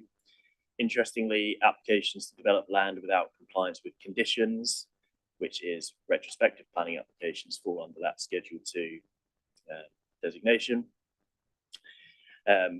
And then where it is related, an application where it's related to a large outline planning permission, applications for the reserve matters approval. So that second stage would fall under Schedule 2 also. And then there's a series of other, say, more minor applications. A slightly unusual quirk in the way that the regulations are being drafted here is that applications for listed building consent, advertisement consent, and works to tree preservation, order protected trees would also fall under Schedule 2 application. And clearly the planning committees have never really had to deal with any TPO type applications. Probably don't get many isolated listed building consent or advertisement consent applications. So I think there will be some care that needs to be taken on how to approach those applications in the gateway process and whether it's really appropriate for any or many of those to go to the planning committee. But if I could ask for the next slide, please, Catherine. There are some other really important, and this is probably the most critical part actually in some ways in terms of the discussion today, implications for the planning committees. The regulation sets out that the maximum number of members on a planning committee or subcommittee must be no more than 13. We don't have full attendance today, but our East Suffolk Strategic Planning Committee currently has 19 members, including the cabinet member. So we've done some thinking on that, and clearly with our two committee model, if we were trying to bring a group of those members together for the Strategic Planning Committee, capped at 13, we would have to pick and choose and exclude certain members from that Strategic Planning Committee forum, which is clearly unfair and could be particularly undemocratic and not lawful. So it's also likely that the national scheme of delegation will naturally reduce the amount of business that is considered by the planning committees. I'll come on to some of the exact detail around that in a moment. And that is exactly what central government has intended by introducing those regulations, again, whether we all agree with that or not.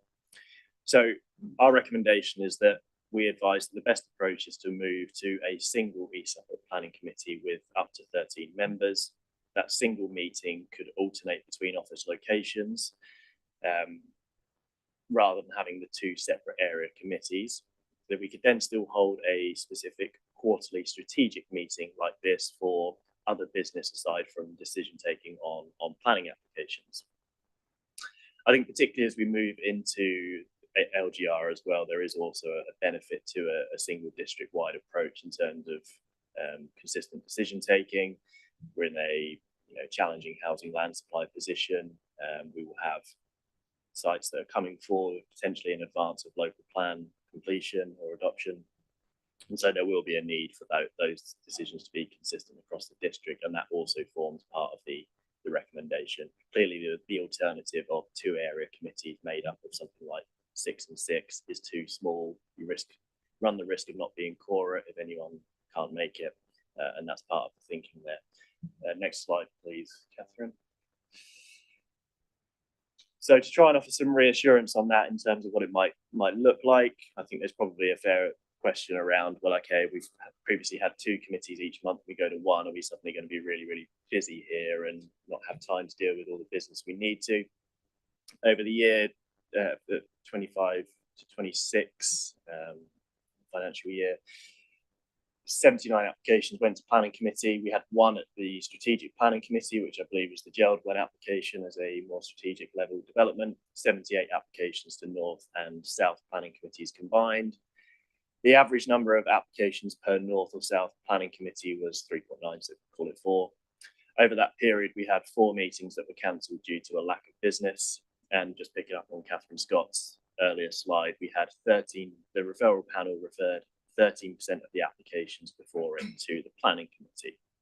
Next slide, please. And then if we look at 2026, so far this year, we've had 2 meetings cancelled due to a lack of business. But the important point here is that 24 applications that made up the majority of committee business from January to June of this year were either staff member, elected member, or council applications. When I say council applications, I mean where there's some kind of council land ownership that triggers the need for planning committee, or maybe it's a direct application made by the council. And the other part of that, in terms of those 24 applications, is a significant chunk of householder applications under Schedule 1. Now, many of those may have been referred through the referral panel process. We've certainly got parts of the district where even relatively minor extensions and proposals can be quite contentious. Under the national scheme of delegation, irrespective of how contentious those householder applications might be, they would always be delegated to the head of planning. So looking at what's made up the majority of the business and going through that from the start of the year and looking at each agenda, it was quite eye-opening to see actually, oh, okay, well, if you apply these regulations here, pretty much all of the business is falling away. Now, there are some instances where a staff member or a member or a council application or an own interest application, as they're described in the regulations, can be referred to the planning committee. So, for example, if we had a major scale or significant regeneration project submitted by the council that was quite contentious, it probably ought to have some kind of public airing. That might be a situation where the chief planner and the chair of the planning committee got together and said, actually, we think this ought to be referred to committee. But clearly a staff member application for a conservatory with no objections that members might spend 5 minutes considering with the presentation would sensibly be delegated to officers. So what we expect is that there will be a significant reduction in business in terms of what typically makes up the bulk of our agendas at the planning committee. Just the point I do want to touch on is, there's some disappointment, I think, maybe for some of us as officers, because for many of us, that's how we got our grounding at the planning committee. You might have a very simple householder extension submitted by a staff member, has to be in front of members. In your first year as a planner, that's the scariest thing in the world to present to committee, but actually it's great experience. And some of that is going to fall away. And that's a shame potentially for how we develop our officers in the team. But that's just how it is, I'm afraid. And we have to work with that. I'll ask Catherine to just move on to the next slide, please. Before I just go over the PAS review as a separate matter. So that really sets out where we've got to at the moment in terms of the national scheme of delegation before the legislation has been published, but using the statutory guidance. Had some really useful feedback and information at this seminar on Friday of last week, but to be able to pull together and give some confidence to the approach that we would like to take. And I think speaking to colleagues at West Suffolk Council that were also in the room, they're looking to potentially try and do something similar. We'll need to go through a process where, subject to members' consideration and potential agreement today, we would need to also then go to full council later in the year to seek approval of any of those measures. But there is that hard deadline to have that in place for the 31st of October. It's quite fast paced. Fortunately, government has given us a little bit more time. I think initially they were looking at September, but that's going to come around quickly. So we're keen to get members' thoughts and hopefully agreement on a way forward today so we can crack on with making that happen to have a smooth transition. The other aspect of this report is much more brief. I would hope probably needs less debate compared to the national scheme of delegation matters. And that's in respect of the Planning Advisory Service review and implementation. So that Planning Advisory Service review report was received 7th of November 2025 and included 9 recommendations. We had the task and finish group established early 2026 to work through those recommendations, which we've implemented on a trial basis from February and March onwards, and you received a report to the April Strategic Planning Committee to cover this. Members also made some minor recommendations that were subsequently implemented in terms of the opportunity to, after the officer presentation, seek answers to any questions on points of clarification. Following that, a report was presented to the Overview and Scrutiny Committee on April 23rd. Findings were generally accepted and supported, but 4 further recommendations given, which I think I'll touch on in a moment.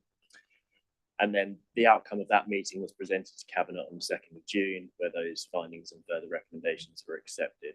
So this Strategic Planning Committee report really concludes, hopefully, that journey to say that we've got these 4 further recommendations that we would seek authority to implement those. Some of them are relatively easy and straightforward to get on with, and hopefully bring that process to a conclusion. But we just wanted to set out here really the timeline and I think mainly the member consideration that has happened throughout various forums since that review was concluded at the back end of last year.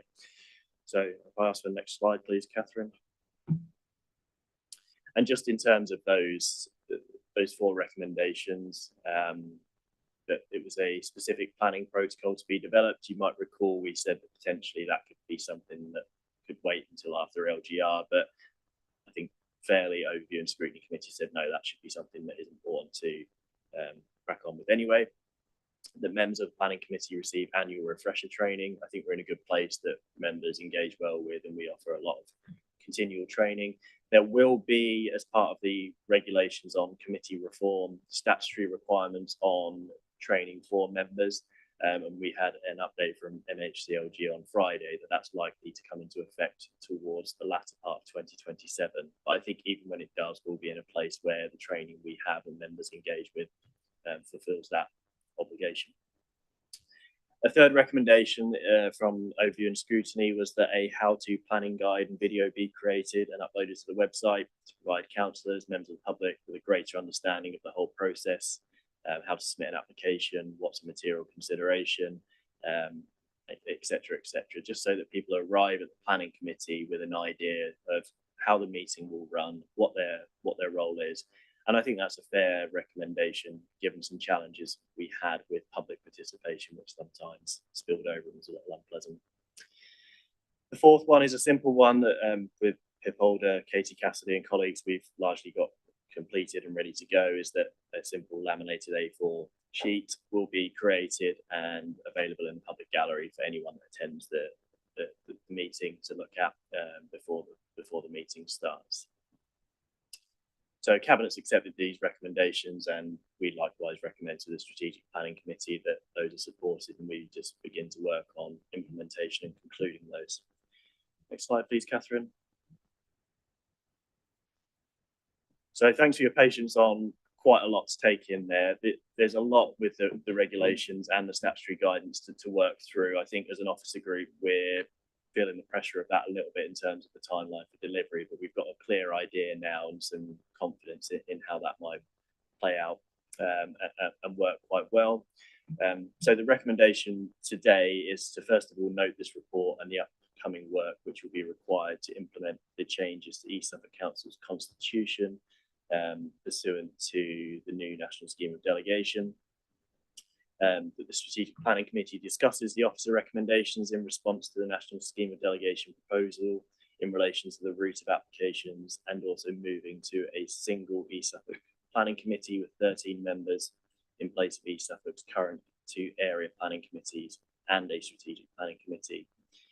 That the Strategic Planning Committee authorises the Head of Planning and Building Control in consultation with the Chair of Strategic Planning Committee to develop and agree a proposal to implement the National Scheme of Delegations to take through the Constitution Review Working Group and then on to full council to ensure lawful decision taking under the National Scheme of Delegation. And finally, for the committee to discuss the recommendations to make improvements to the Planning Committee process following the Overview and Scrutiny Committee review of the PAS report in relation to planning committees, inclusive of their additional 4 recommendations and the trial improvement measures that were introduced earlier in 2026 and considered by you as members in April of this year. So that's it from me, Chair. Happy to take any questions along with Ben Warner. Thank you. So we'll go with some direct questions first, and then we'll have a bit more of a discussion afterwards. So if you think which way that wants to go. Has anyone got any direct questions for Joe? Lee. Thank you. Can you clarify what the role of town and parish councillors will be, especially under Schedule 1? Will they still have a role at all? Or? But absolutely have a role, and I think that's the key thing to get across, is that this is not saying that town and parish councils or local residents or consultees don't no longer have a role in the planning process. Clearly, if we've got an application that's under Schedule 1 and we get a detailed response from a town or parish council that raises significant material planning considerations, we absolutely have to have regard to that, and that might be quite influential to how the decision is made in respect of the recommendation or amendments that we seek to the scheme. The role is different though, in that if it's a Schedule 1 application, it's a delegated decision. So it might be that there's a very strong objection or recommendation of approval supported by material considerations, but the nature of that application type means that lawfully it can only be determined under delegated authority. Now, that's going to be quite a tough message to deliver to some communities, because they will be thinking, we really don't like this, or we really do, and officers don't, and there's a conflict there. We expect to see that in front of members and want our opportunity to speak. But what we'll have to say is that it's out of our hands at a local level. This is a national piece of legislation on those Schedule 1 planning applications, and certainly through our town and parish council forums, we will be trying to educate and advise as best we can on that. Do you want to come on, Ben? Yeah, thanks. And I think the real important thing to emphasise is that there are some town and parish councils that might perceive that they are only listened to when an application reaches planning committee, and that's absolutely not the case. All of our officers are incredibly professional in receiving the representations from town and parish councils and ensuring that they go on to shape the decisions where they can. And there are many examples of like-minded opinions being formed between officers and town and parish councils. So I'd absolutely urge town and parish councils to still get engaged, even where they know the application is going to be delegated. It's still an important role there. I think the other thing, just more in general, particularly the Schedule 2 ones, is because the tests of consideration for referral onto planning committee are now a bit different, they really should focus on the key tests that the government has set. So they have said, it has to meet a threshold of either where the application raises an economic, social, or environmental issue of significance to the local area, or B, where an application raises significant planning matter having regard to the development plan and any other material considerations. So they are still the kind of things that we ask town and parish councils to address. We've done a lot of training around how to respond to applications by making reference to policy, not just saying we object because we don't like this. Go into that detail, understand why is this significant locally, express that well, and that's then going to be important to the referral panel to understand, are we referring this because of a level of significance, not just because we think it should go to committee. So.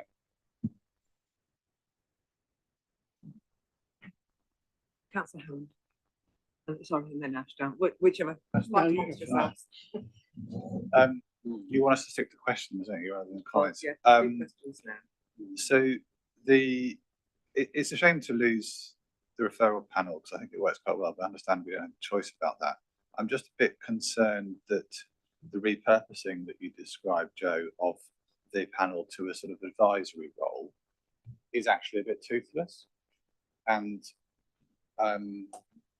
if actually that finally the decision is being made between the nominated officer and the nominated member, with actually the nominated officer having the final say, then if we're meeting every week to sort of have a chat about this, but ultimately it's Ben's decision, I'm just concerned. I mean, I'm not being cynical here, but I'm just concerned that the kind of the purpose, the raison d'etre of that committee has kind of gone, and does it just become a bit of a talking shop? I think Joe can reassure you on that. I don't think it does, because the nominated member would have to be on that panel. and they would clearly have a very distinct and important role in consultation with the nominated officer in determining whether that application was referred onto planning committee or delegated back to officers. So I think what you would have in that kind of situation is, say take an example where it's a Schedule 2 application, officer recommendation is to approve, contrary to a view from a town council. The application is presented to the panel in the usual way that we would, and the officers are recommending approval and to delegate that decision to the head of planning. Then that might well then be that actually the panel consider that and think, no, we think this should go to planning committee, and that forms the planning committee chair's view as well as the nominated member that is then put to the chief planner or the nominated officer. And it might well be that actually taking on board that feedback, then the chief planner nominated officer agrees with the nominated member and says, yeah, I agree, actually this should go on to planning committee, or based on it doesn't meet the significance test, it will be delegated back to officers. So I think it allows for also that potentially that ward member attendance that we still have to comment on the accuracy of the presentation, answer any questions, and for a greater understanding for the nominated member to hear about those issues of significance and views from peers, colleagues in terms of other members on the committee. But kind of depend. I think the planning referral panel has always been advisory. It's not a committee. It's there to advise on the route that's taken for the delegation of decisions through the head of planning. So it doesn't really change anything. The key thing is we won't have 2 chairs and vice chairs.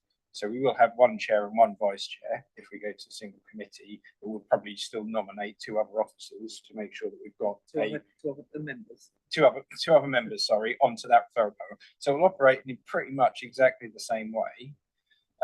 The considerations, as I said, will need to be around significance rather than just a general feeling that it should go to planning committee.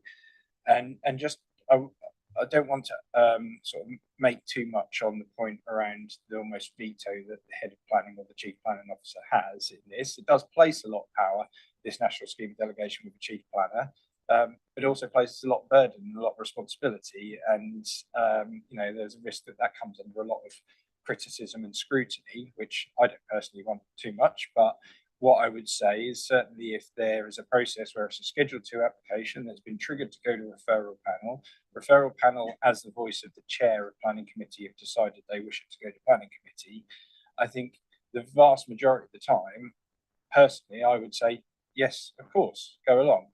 It is a veto effectively that my role would have, but I don't want to interfere with democracy and the process that we're putting in place and the voice of the communities that influence that. So I think it would be an extreme rarity for that to have gone through that process, reach the head of planning go, now just delegate this. So yeah, hopefully that's reassuring.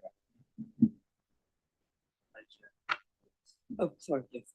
And I think this is one of the interesting things we picked up on at the seminar last week, hearing from many other heads of development management and chief planners. There seem to be some comments around, it's my call and I'll make the decision. I'll have a chat with the committee chair, but it'll be finally my decision. And we actually talked to one of the legal officers afterwards and that attended, and as a solicitor, sorry, and said, look, this is actually our intended approach, because we'd kind of like to retain our referral panels as a way to influence and guide that process, rather than it all just being something that's a burden on the chief planner to almost, because I don't think it's one of those things that is necessarily a positive for that officer. I think it adds a new level of burden and scrutiny, and actually the collaborative process of a repurposed referral panel is more transparent and it's more democratic. Enables that ward member attendance. We have those published reports and presentations. So that's really where we see that as the best way to do it. I should be clear though that what that would mean is that not every single Schedule 2 application would go through the gateway test because of that. So there's a whole section of applications that fall under Schedule 2. If you don't have any kind of referral panel or triage kind of system in place, what you would have to do is potentially look at every single, between the nominated member and officer, look at every single Schedule 2 application. Even if there's no local interest, it's compliant with the development plan, and you might be spending, as an officer and member, hours per week going through those applications. So it's a filtering mechanism as well as an opportunity for those local views to influence the route to committee or not.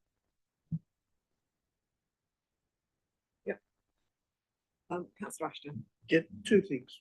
Firstly, member input into the referral panel. Are they going to have an opportunity to speak to the members? As opposed to the moment, we can just verify that the reports we're happy with, etc., etc. But can we then input more local knowledge? Should we have it at that particular time? That's the first question. And secondly, when it comes to the committee, how is that going to be balanced out on political balance? Yeah, Councillor Ashton, both very good points.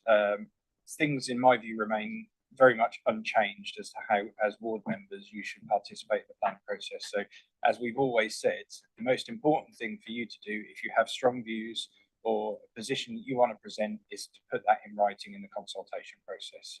And I think that helps to shape the recommendation. It helps influence the process we follow as well. And Joe, I think that ultimately we are going to treat those ward member representations in exactly the same way as a parish council representation. That's right. And also with the current process we have where if say, for example, if a parish or town council comment aligned with a ward member position and both of those are contrary to the officer recommendation, I believe we can still retain something akin to the committee call-in process. So that would then trigger that committee call-in notification email to go out to all members of the planning committee. Say that a member of the planning committee request would be determined by committee. That would then immediately go to the chair of the planning committee and chief planning officer to look at that call-in request, hopefully based on a significance consideration, to then conclude whether that should be referred on to the committee. So in both ways, we want the ward member involvement and attendance to be as it is at the moment. There was also, sorry, did you want to come in first? I think there was also a question about the political makeup of what a single committee might look like.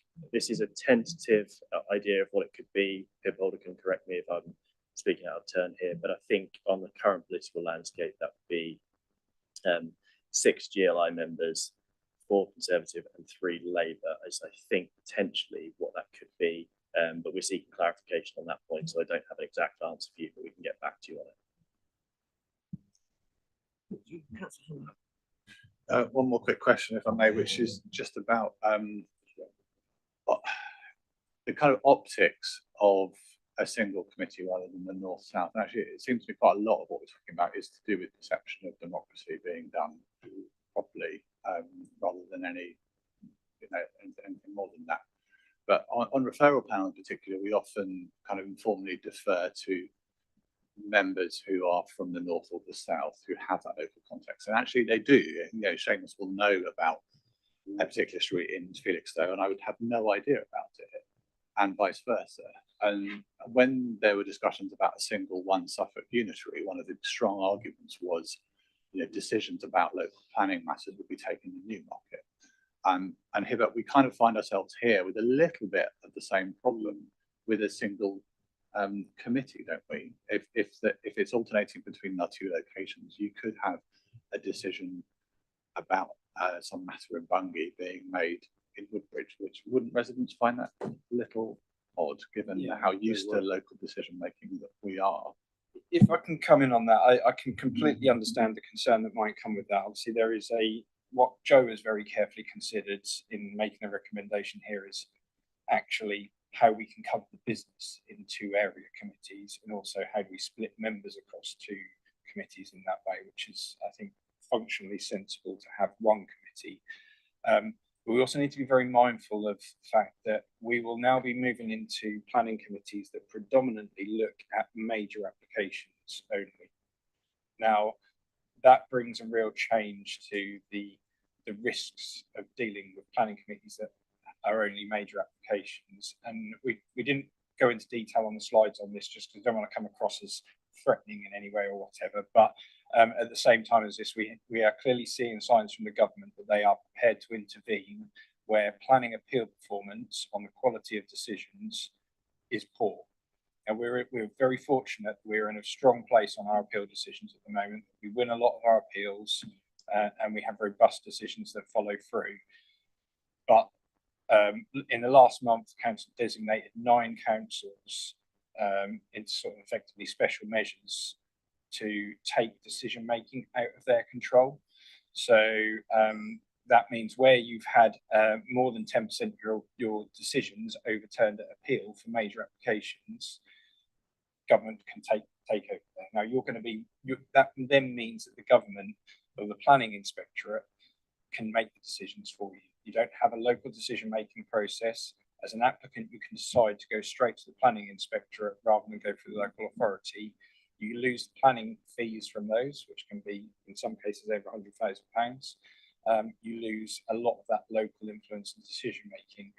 And the reason I say this, I'll take one example from the list. Rossendale Council in the Northwest had 13 major applications and 15.4% of those were overturned at appeal. So it's very easy to find yourself designated in that kind of example. At the higher end of things, you've got places like Cherwell that was 114 major decisions and 11.2% that were overturned at appeal. So we're going into a territory now where all of the decisions that come to planning committee are going to be major ones predominantly, where we are going to see a lot more contentious applications that are dealing with unplanned sites, lack of 5-year supply, not having an up-to-date local plan, etc. And in my mind, there needs to be a whole district accountability for the decisions that are made in that context.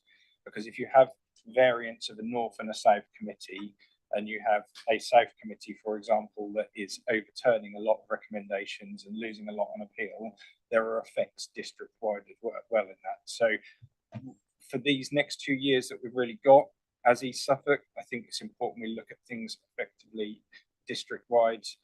I'm mindful also that if we sort of end up having to sort of overpopulate committees on a lower level of business, we've got a very busy couple of years going on as well, both for officers and members, and a lot of change. We've got shadow unitary elections coming in next year as well. So there are lots of reasons that it points to the benefit of a whole East Suffolk committee, but that doesn't mean that we're going to lose that local knowledge. If you have a whole East Suffolk committee, well, not only will we have the political balance, we will aim for a good geographical spread of members. So you'll still have, yourself able to talk about Bungay as well as Councillor Ninmey able to talk about the Trimleys on that committee, but we've got that whole district spread. And then just on the LGR front, we mustn't mix this up with LGR. Obviously, I'm doing a lot of work across the county on LGR at the moment and how we take that forward. And under the 3 new unitaries, there will be different approaches. And it might mean that the right thing, because if it comes to Central and Eastern as a unitary in the future, there will be decisions made for Lowestoft and Stowmarket, which are even further away. You may still then need to have area committees as well. So don't think that this is setting the tone for the LGR approach to things as well. Thanks. So, Oh, you want to just can I come just back come on back? that? So yeah, that all makes sense to me. I agree with that. I think what I'm saying is that there's a potential perception problem, and therefore a communications role that maybe Phil needs to be involved in terms of making sure, particularly when we remove the own, what's it called, there are our own projects, which always seem a little bit silly to be there because we're putting something really minor on there. So that makes sense, but we could also be accused of marking our own homework. So there's kind of a communication challenge there to make sure people don't think that democracy is just being taken away from them, because there is some centralisation going on here, Yes. not devolution.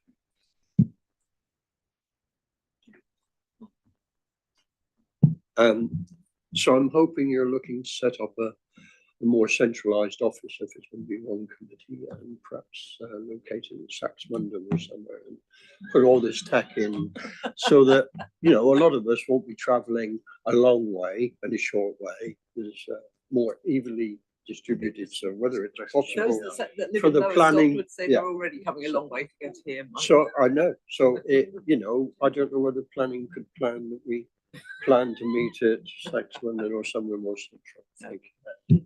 Not for the sake of 2 years. Well, I think we'd all like a satellite office somewhere in between as well to save the trip up and down the A12, but unfortunately not. I think what we probably would need to do under this approach is we're doing quite a good job with that, with the area committees, of having that early notification of expected business, but I think we would need to get into a routine of even earlier anticipation of what items are coming up. Because, for example, if you had an agenda coming up with 5 applications, all based in the Suffolk coastal local plan area, southern part of the district, and we were then going to put that for Riverside.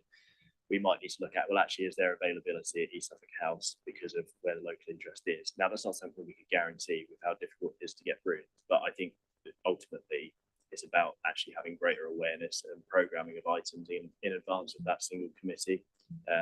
And that's something easily as officers we can start to do a program in for. Clearly, because we're going to have fewer opportunities to actually bring applications to committee in any case, because we would be going from 2 a month down to 1.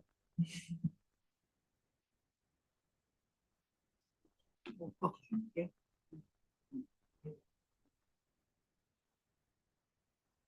It's not a question, but a matter that Councillor Hammond's already just raised, is public perception. And that I think is going to be a big problem, especially when officers deciding, officers planning permissions. It's, I mean, we've already had problems already, before, but I have complete trust in our officers. I'll make that quite clear, but the public don't, especially when they're stirred up by other people, shall we say. I would see they would be certain elements would be raising up clarity, openness, everything else. Why? And whereas at the moment, okay, these members and council come to committee, they will take a few minutes, but at least the public see that they are, and they can see they are being discussed. Whereas it was all done in-house, I think this could be a major problem.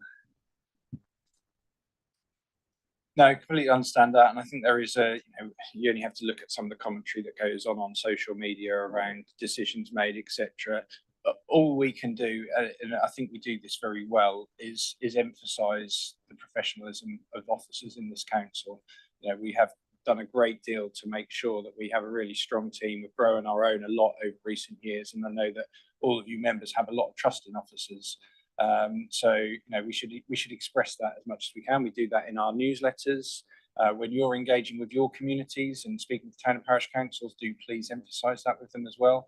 That ultimately we are accountable, particularly as RTPI members, to the integrity of our decision making as well. So it shouldn't be seen as sort of rubber stamping, as often the term. I'm back on that. Things are fine at the moment, but if, say, another certain political party took control, this is where I can see problems arising. They don't trust anybody. All they want to do is cut things, and it's an issue which, if the member who was elected, who's the elected nominated member, is from, say, a party that we don't approve of, or doesn't approve of the way things are going, it could cause havoc in the decision-making process. Yeah, just to reassure, I think on the political side of things, obviously we will see political change potentially with the shadow unitary authority elections next April. Obviously, and there won't be a direct involvement in decision making as a district council from the shadow authority councillors. But what we will be progressing as local government reorganisation are new schemes of delegations for the 3 new unitary councils, ideally quite consistent across those 3 new unitaries. And we'll be looking to take those through the shadow unitary councillors as part of the lead up to vesting day. When those new councils are sovereign and informed, they will each individually have their own decisions to make as well, how they go forward. But for now, we're very much focusing on what we do, what's right for this administration and council up until vesting day for LGR.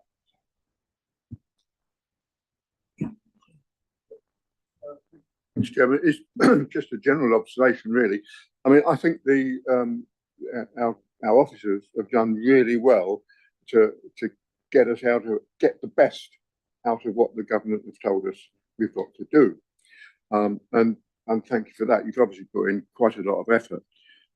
It's quite obvious that the government, as far as I'm concerned, the government wants less public participation that's what's going to move things forward. That's how they think.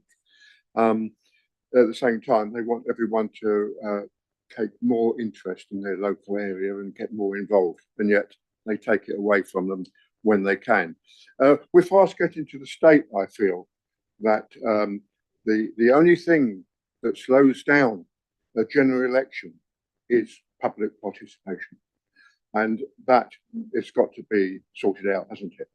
So I think, first of all, thank you very much for what you've done. I think it's good. You've put a lot of effort into it. I don't agree with everything the government has said about this. Obviously, I think more public participation is important, so the public have faith in us all as councillors as well. And there's not a councillor here that hasn't at some time been taken to one side on a planning application and said, who's taking the brown envelopes? And that's what we've got to stop. Yes, I think there's lots of nodding heads on that one, Councillor Hedgley, and you know, it is concerning that that is something that's ever said, and I think we all as councillors and everyone involved who works for the council as well has a hard job, but should continue the job of making sure those comments are squashed, not inflamed, but which I hope we all do. Absolutely, Chairman.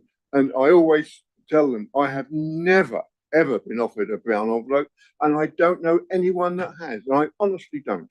Yeah, exactly. But you know, I think that's the only thing we can ever do, and the people who want to say that will say it of members and of officers equally all across, I know. And some of them, their minds are so set that whatever you say is not going to change, sadly. But no, I would agree with you. I think, you know, I've only really got in-depth experience of one council, and they are fantastic. Everyone across the board, doing great work with the community. Any further comments in a conversation? Are these comments or questions? Well, it was sort of questions, but Okay. it's morphed a bit into a bit of a debate or wherever. So yeah, Okay, well, I can understand where we are and Yeah. we've been done to rather than what we would have preferred. And I guess as all, I speak for most of us around this table. However, we are where we are, and I recognise that the numbers that are provided to form our committee are going to be very difficult. What really concerns me most and more than anything else is the loss of local knowledge. Now, however you divide it, we've got to divide the committee into political, proportionality, and now geographical as well as, and it does really bother me that I know very little about Lowestoft. I don't mind admitting. If I've got to make planning decisions for a site in Lowestoft, I would probably struggle. And I'm sure those from Lowestoft feel the same about this end of the patch as well. So you know, we are where we are. We've got to do what we've got to do, but I really do worry that we're going to lose local knowledge. It really does concern me. I mean, I think we have to look at the way forward. To my mind, is much more every member being, because we're going to have slightly different type of applications coming to committee anyway, but every member having real better input into all those, you know, and I'm hold my hands up. I think I've only once put a comment onto public access thing in the lead up to an application being decided. We need to get better at that, and that's probably one bit of training that we all need to persuade us to do that more, because that's one part of it, and getting the local members to be there at the planning committee as well, where it comes to it. So although the committee may not have people, you know, we're all very good at listening to viewpoints put to us and holding those, even if you don't know the nitty-gritty of the. So I think that's going to have to be, to my mind, if there are always things that come up that no one on the committee is actually lives in that area, although often there's someone who says, well, I've driven down that road and what I saw is, but you don't know the area quite so. But I agree with you that when the parties in the political split that was shown are looking at who those members should be on committee, there's how much planning knowledge there is that we need to keep hold of and who's already got the experience. There's how much geographical knowledge there is to hold, you know, there's a lot to consider, isn't there, in how we do that.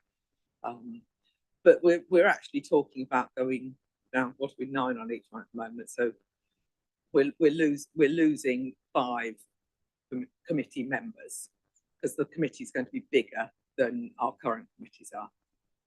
So overall, we're losing 5 members from committee. From strategic. Well, but Yeah. from the 2 committees, there's 9 and 9 at the moment, so it's 18. So we're losing 5 of that 18, which is what we are as strategic. So yeah, it's not like we're losing a whole committee. Yeah. Yeah, But I do agree. I do agree with you. We do have to really make sure we watch that. It still concerns me. If I can just add as well, I mean, I completely understand the desire to try as a member of the planning committee to understand all of the areas of the district, but it's not a responsibility to know the whole district. The responsibility is to know the development plan and the relevant material considerations, and to take into account what officers are presenting in both the report and in the meeting, and to judge it in your interpretation as a trained committee member. And there's never a perfect approach to this. I know it's easy to sort of compare Lowestoft and Felixstowe, but equally there are probably councillors from Lowestoft who don't have a great deal of familiarity with Leiston, or officers from members from Felixstowe that don't know a great deal about Framlingham. So it's never going to be perfect in that way. But yeah, I think we can get good coverage on that. We can get a wider representation and understanding of East Suffolk as a whole and our responsibilities collectively over the next couple of years or so.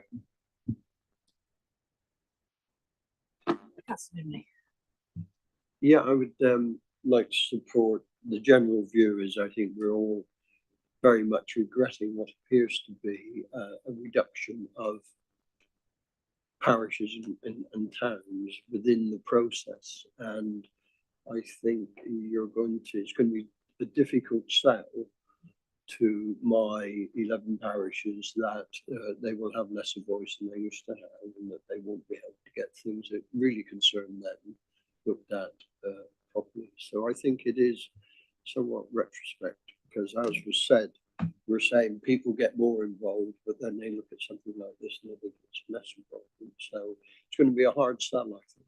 Thank you. Can I just reassure on that as well? I think when you are speaking to your own town and parish councils, do absolutely encourage them to attend our town and parish forums, because that is the best place for them to come along, ask the questions, engage with us. We've got parish clerk at the back of the room today, who I'm sure can endorse that they are worthwhile. And I think the next ones are in September. Yeah, so you know, you don't have to take that on your shoulders too much. Encourage them to come and meet us, speak to us. We'll be sharing presentation like this and taking questions and trying to reassure as well, as we have done today. We do that.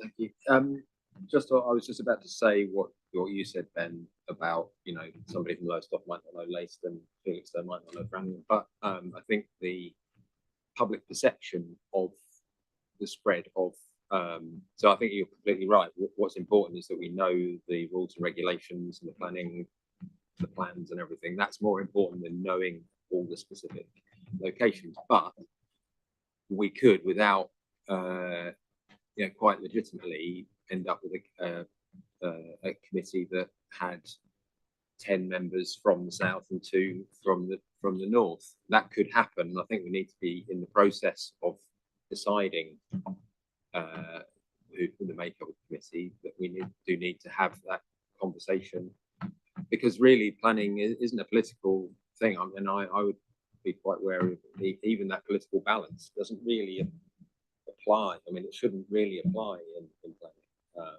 committees, but it does, and it will. But I think that we need to be very clear that there is a spread of members, so that the public see that there's that balance across the area. Yeah. Anything else? No.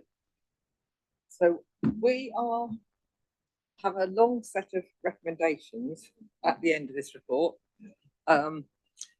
to note the report and the upcoming work which will be required to implement the changes of East Suffolk Council's constitution pursuant to the new national scheme of delegation. So clearly some of it is being thrust upon us as it were.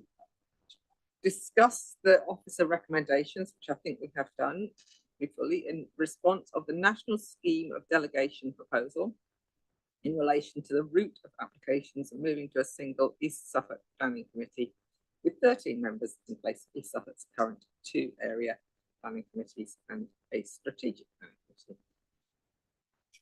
Number 3, authorise the head of planning and building control in consultation with the chair of strategic planning committee, and maybe something going on there with the referral in with that, but it's not specified in the recommendation. But to develop and agree a proposal to implement the national scheme of delegations to take through the Constitution Review Working Group and full council to ensure lawful decision taking under the national scheme of delegation. And 4, discuss the recommendations to make improvements to the planning committee process following the overview and scrutiny committee review of the planning advisory services report in relation to the planning committees, inclusive of their additional 4 recommendations.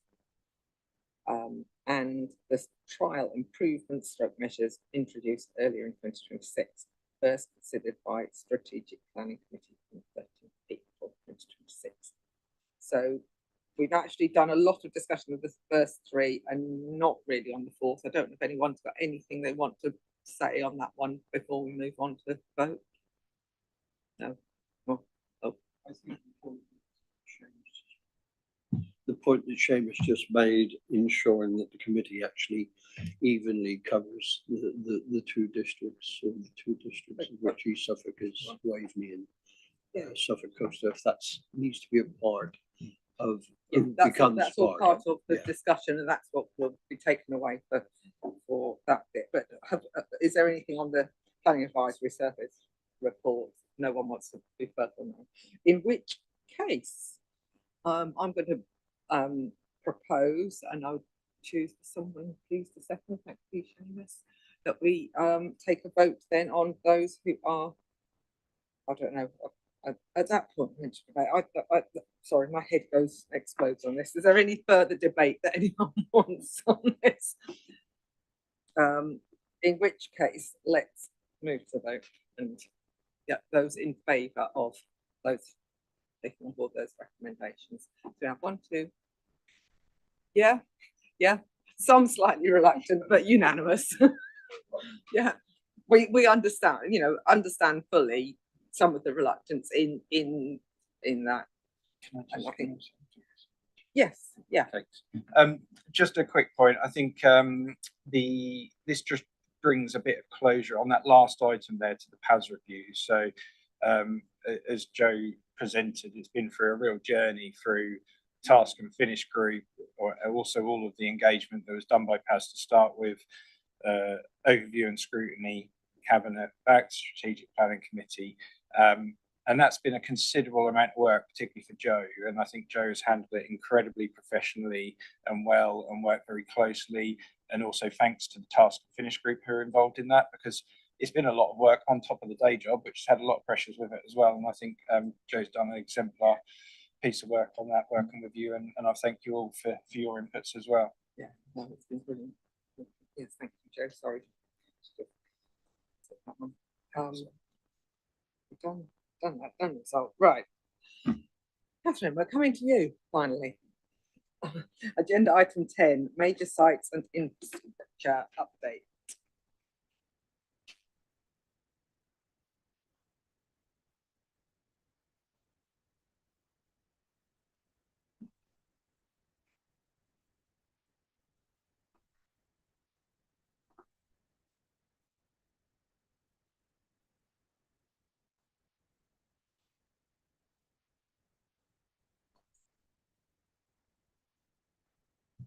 Sorry, apologies. Looks completely different once you've shared it. It does when you look at it in PowerPoint. But yeah, that should be should all see it now. Yeah, so major sites and infrastructure update. I'm going to keep it brief really and just whiz through sort of the headlines from my report. So North Felixstowe, not an awful lot to say really at this moment in time. It's currently paused, except for Trelawney Place, where we have recently received details of the new primary school via pre-app. So we are discussing that with the county council.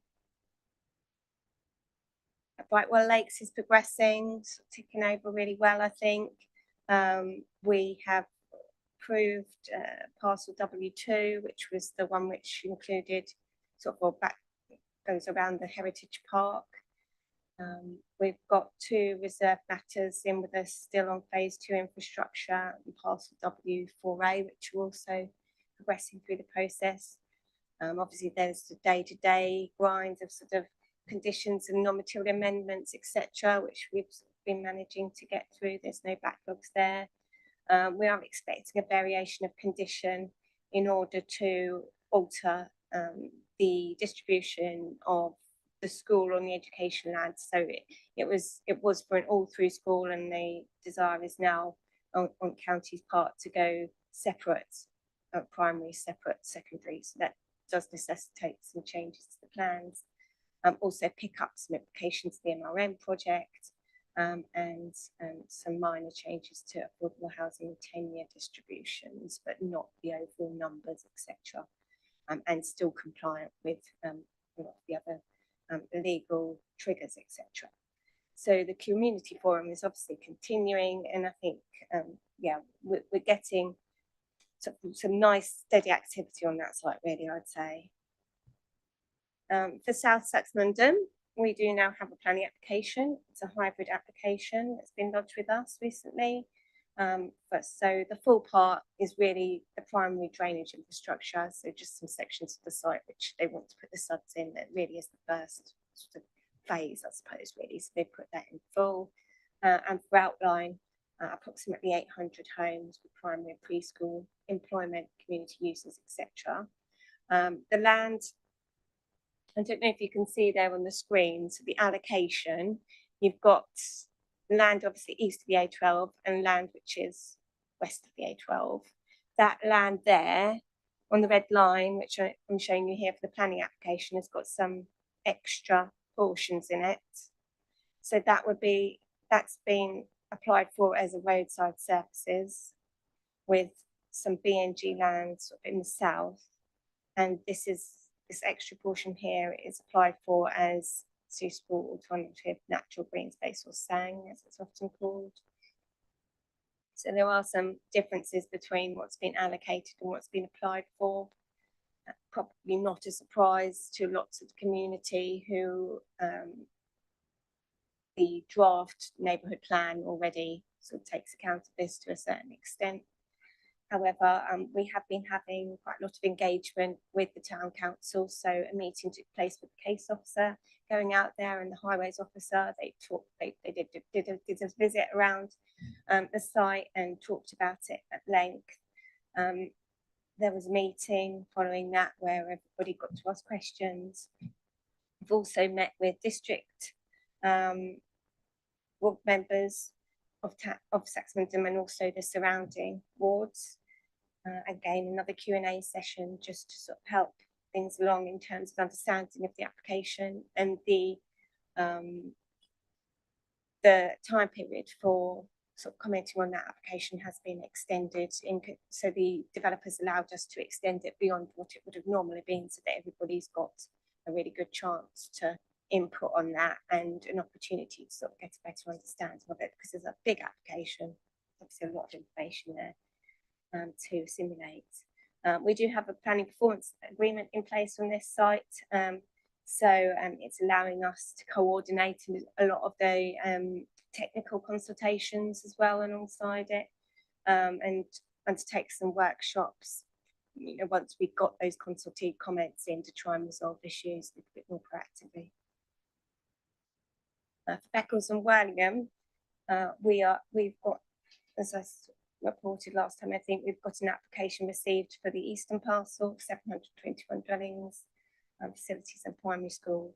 It's currently going through the consultation process and consideration it's been negotiated with consultees, etc. I think our main concern as officers, sort of primarily on that site, is that we wanted to get the design aspects of things sort of underlying and foundation of it before we then went on to the details, I suppose. And so we have pulled them back sort of into that process a little bit, which is why it's sort of, you know, there hasn't been many revisions, because we are still going through the fundamentals with them a little bit on it.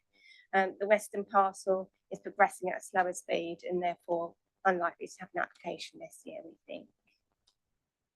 The Kirkley waterfront Geldwen site, section 106 is progressing, but we're looking for input from the viability advisor, so we're still waiting for that. Once we've got that, I think we can sort of start finalising the draft.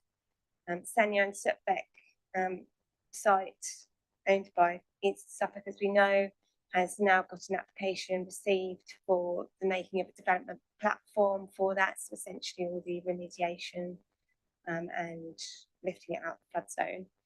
And that's undergoing consultation with environmental protection officers, etc. And we're still waiting for final comments on that.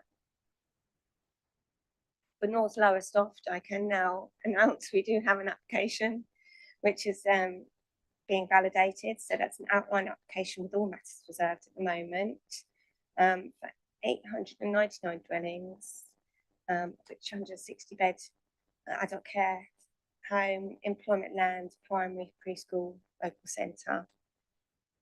We haven't got the phase 1 land, which we're anticipating sort of down the bottom here yet. I think that's going to follow with a full application for 100 dwellings sort of in the lower portion. And then obviously got the outline on the upper part. We did have some concerns during the pre-application process in relation to various aspects of the proposal. So we're anticipating that we're going to need to resolve those as part of the application now. But it's still in very early stages, that hasn't been validated yet. And land south of Boxhill Road, we do now have an application on this site, outline for 1,200 homes, employment, infrastructure, etc.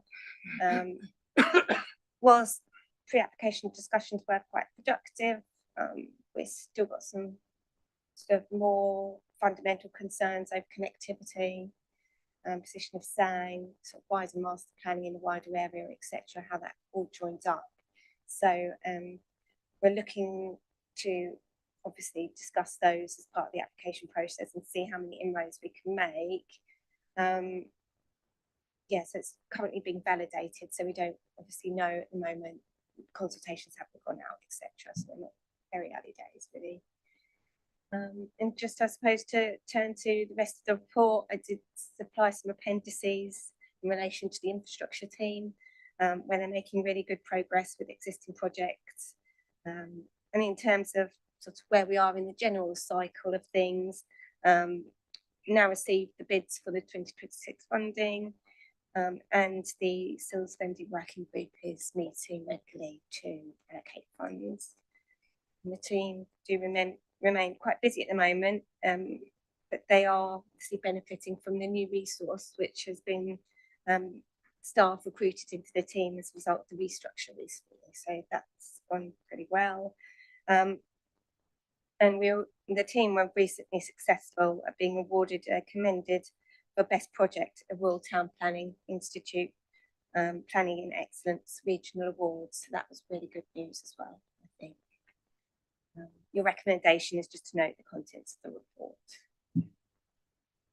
Thank you, Catherine. Some questions? Councillor Bennett.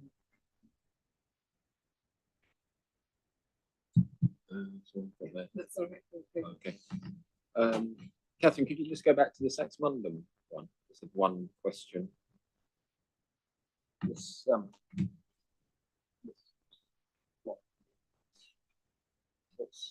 what's the situation with that?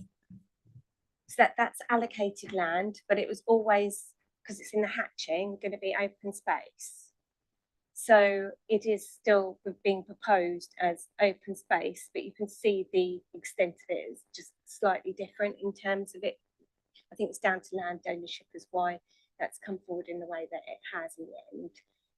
But it's the use is sort of as anticipated, so consistent with what is in the local plan at present. It's just that there's obviously that slight difference in the line of it and the way that it goes around that agricultural land parcel.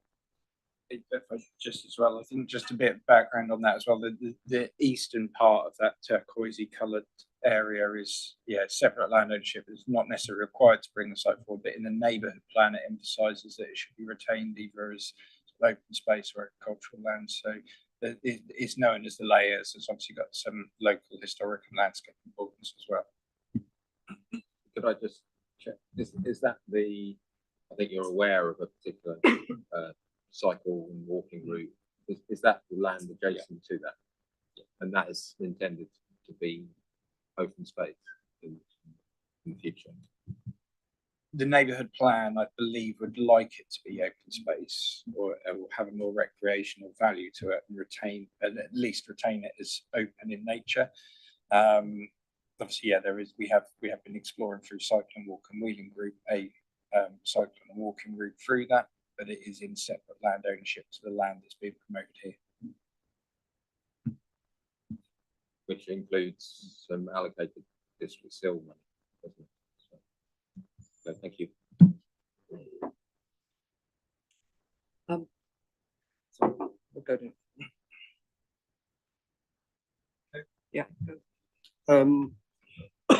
If we could go to 2.2, the north of Felixstowe Garden neighbourhood, you state that it's paused, but I think all the way through the process, I've been told that head of agreement was imminent to be signed by the 3 landowners. Have they signed, and is that secure? And if that is the case, why have we paused? Councillor Nimmy, just to expand on that, so the reference to pausing is a pause on the pre-application process. So as a local planning authority with the council who are leading the master planning process, the pre-application process is paused. What you mentioned about the arrangement with other landowners is entirely outside of our control. That's a matter for the council as a landowner, as a promoter. So we can't answer that in today's meeting, but certainly that's something that you could take up with that team. But as of now, do you know whether it's been signed or not signed? We don't know that. So.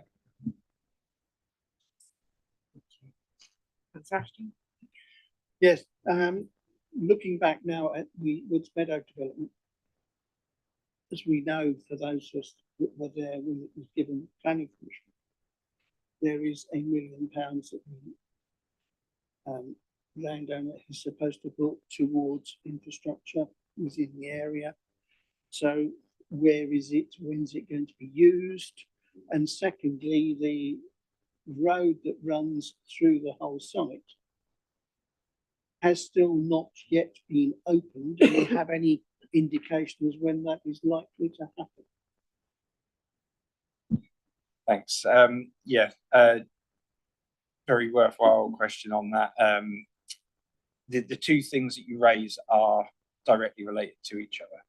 So the spine road element of the site that links through and onto Hull Lane is quite significantly overdue. We've been really pushing Persimmon and Oldman Homes to take that forward. I believe it's Persimmon Homes who are leading the delivery of that. Oldman Homes are building out phase 6 at the moment adjacent to it, and delivery of phase 6 depends upon that road being opened as well. I think they are at the final stages of agreeing the section 38 agreement with the county council, which is effectively the final agreement to have that road adopted. So we are expecting that road to be open, I'd like to think, this year. We have a meeting with Persimmon coming up soon. We have a members meeting with Persimmon coming up in the early autumn as well. So we'll be making sure that these things are top of the agenda on that, because critically that £1 million that's mentioned in the 106 agreement for further potential improvements in the areas of the highway network is dependent upon a transport assessment being carried out to guide and influence what that money should be spent on. And you cannot come to a conclusion on that transport assessment until you've got all routes within the development open. So once that road is open and it can be assessed and see how traffic flows with that road, then it is for Persimmon and the collective landowners to put forward their proposals as to what mitigation is required, and then for the county highway authority to conclude on that. If I can just come back then on that as well, also within the community facility that should be built within that site, that still has not materialised. So I believe it's another one that's hopefully nearly there. There is a retail area which is opposite the school, which I believe has been promoted, and there is a potential uptake on that to bring it forward. Critically of importance, there is a doctor's surgery location within the site, which a surgery and partners are keen to bring forward. The delay on that has largely been down to some overages on the land, which are being negotiated, particularly with the county council, on how that can open up. But from our perspective, planning opportunities all present themselves as available to bring them forward. We've been working quite closely to make sure that can happen, but it does depend upon third parties to do that in the way that that site was all planned in the first case. Mike, thank you for your patience. Thank you very much. Actually, I was going to ask about the pause in the North Felixstowe Garden neighbourhood development. I think it's probably best if I ask the question I was going to ask ex this meeting, because I realise it could be highly sensitive. Okay, thank you. Lee. Going back to Brightwell Lakes, did you say that the Suffolk County Council has now agreed to build the secondary school? Because my understanding was that they weren't going to build that. The situation with the secondary school is that they do want to keep the land that would be for the secondary school at Brightwell Lakes, but there is a slight change in the strategy in terms of the timing that would come forwards. So they're currently looking at potentially extending Kesgrave High in order to be able to sort of bridge that gap a little bit more, because they found that there is a birth rate decline at the moment. So there isn't that pressure there that they'd anticipated there would be to jump from pupils which are going into Kedgrave to pupils which then go into the Brightwell secondary. So that process is likely to be a little bit longer before that trigger is reached for them to come forward with the secondary on the Brightwell site. So they're looking at a sort of slightly halfway house in terms of like being able to deal with current demand without going for a full secondary school investment, I suppose, quite as early on as they first anticipated. But the land will be there. It will be available for them to come forward, provided that this variation of condition applications are regularised. Just come back from that. Presumably because of the Foxhall scheme, I mean, obviously that would be the ideal place for children to go from the Foxhall site, and that will obviously increase. Yeah, I mean, education at the moment, their 5-year forecasts are really based on applications which have been permitted, so it's not really got cognizance of the speculative side of things what might occur around sort of eastern edge bits, which potentially.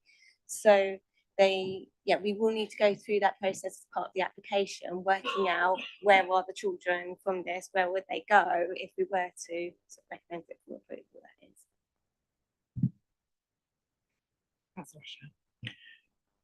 is. Yes, thank you. Going now on to North Lowestoft Garden Village. I have received a letter as of the Parish Council from Suffolk County Council advising, obviously, of this planning application. And I noticed they're now quoting 120 properties off of Courtland Lane, where originally I think it was about 99 to 110. So they now want to put another 10 on that, which is not going to go down well with the local community, I can assure you. Yeah, that's not something that we've been made aware of. Have we? I don't think then. No, we've obviously we've got the outline application in for the majority of the Garden Village, but there is a subsequent full planning application that's going to be submitted for a section of site of Portland Lane. We haven't seen that yet recently. No, it's not with us, and we're not aware. We were discussing 99, I think, during the pre-app process, so we're not aware of any increase. Is what I'm saying, I suppose.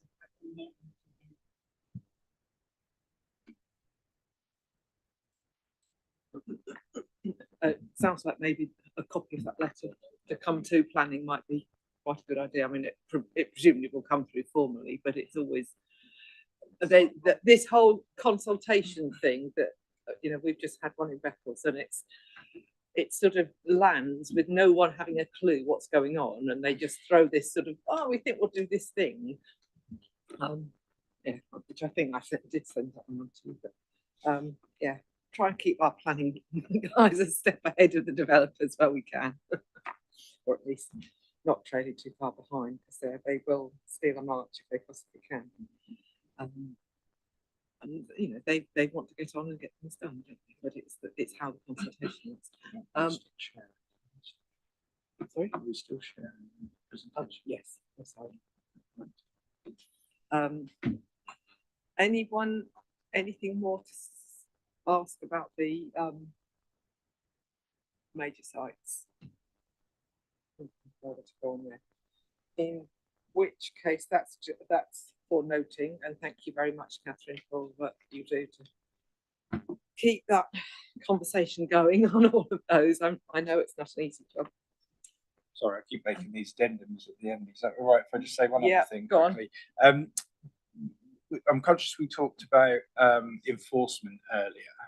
There is another part of enforcement that goes on in the team, which is the enforcement of payment of SIL and Section 106. Obviously, that's a big part of what the team do, and rightly, as Catherine pointed out, the commended status that we achieved at the recent RTPI awards around our SIL spending only happens because the team are very robust when it comes to collecting SIL funds. We have a long ongoing case, which I won't go into too much detail on, in Melton, which we've been pursuing for unpaid SIL liabilities for a number of years now. I think we have got up to a figure that is still liable to be paid to us of over £500,000, and we are in court the next 3 days scheduled to seek to try and conclude that. There's a huge amount of time of officers and legal team that's gone into that to get that to this point. But I think it's important to make you aware that that's another thing that this service does have to do to pursue that SIL funding, so we can spend it. And we had local parish clerk at the back of the room earlier, who's now gone, but 25% of that SIL that we're trying to recover is owed to the parish council for them to deliver their local service and facilities. So it's really important. I'm fingers crossed, hopefully we'll draw a line under this at the end of this week, but it's been a considerable effort from the SIL team to get that to where it is now. So just to keep you in the loop on that. Sorry, while you were saying that, Pip just reminded me we were meant to take a vote on whether we note Catherine's report, which we haven't done. So I'm happy to propose that we do. Councillor Ashdown, thank you. All those in favour?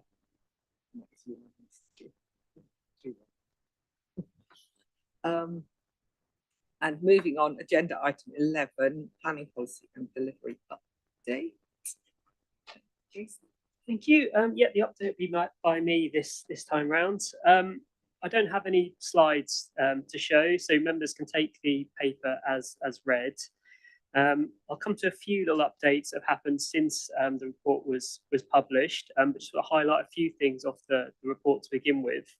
I think the main things are we've reached and passed a few of the critical stages in the local plan process. So notably the publication of the timetable and the commencement notice, which was published in May, and the scoping consultation, which is now underway. That started on the 10th of June and will conclude on the 29th of July. So there's some key steps in terms of the local plan process.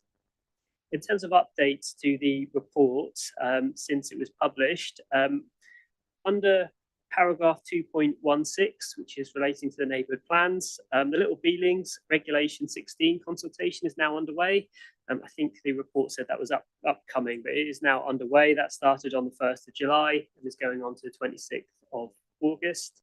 And also, in addition, the Framingham Regulation 14 on their neighbourhood plan review is also underway, and that started on the 2nd of July, and that one's going to the 31st of August. A very small change in terms of paragraph 2.14, which referred to the charter. The deadline for the nominations has been extended, so that is now the 24th of July, whereas previously it was the 3rd of July. And just finally, under paragraph 2.7, which talks about the future Suffolk board, which is there to replace the ISPA board. I think it anticipated that the first meeting would be in late June. However, that still hasn't been arranged yet, so that's still to be decided. So the actual meeting date will obviously be some point further in the future. And the proposal was to note the content within the report. Thank you for that. Again, you know, those in the special local town working group know how much work's going into all of this. Anything that anyone wishes to ask or comment or discuss at this point? Councillor Nimley. Yeah, thank you for that. The Ipswich Strategic Planning Area Board, this will be, I take it, looking at transport and other things across the whole of Suffolk. So things like the functioning of the A14 and the A12 and the A14, or the failure of them to function.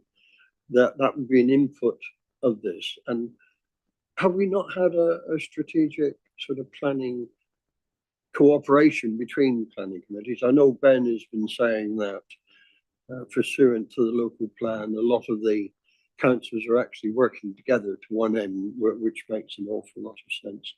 That's one question. The other question is, I'm looking at the build rate, which we recently had expanded to 1,658, and I see our actual figure is around 676 or thereabouts. I'm certainly aware in my locality that currently we have a lot of housing that's coming onto the market all at the same time, which is having quite a major impact on existing housing sales, etc., etc.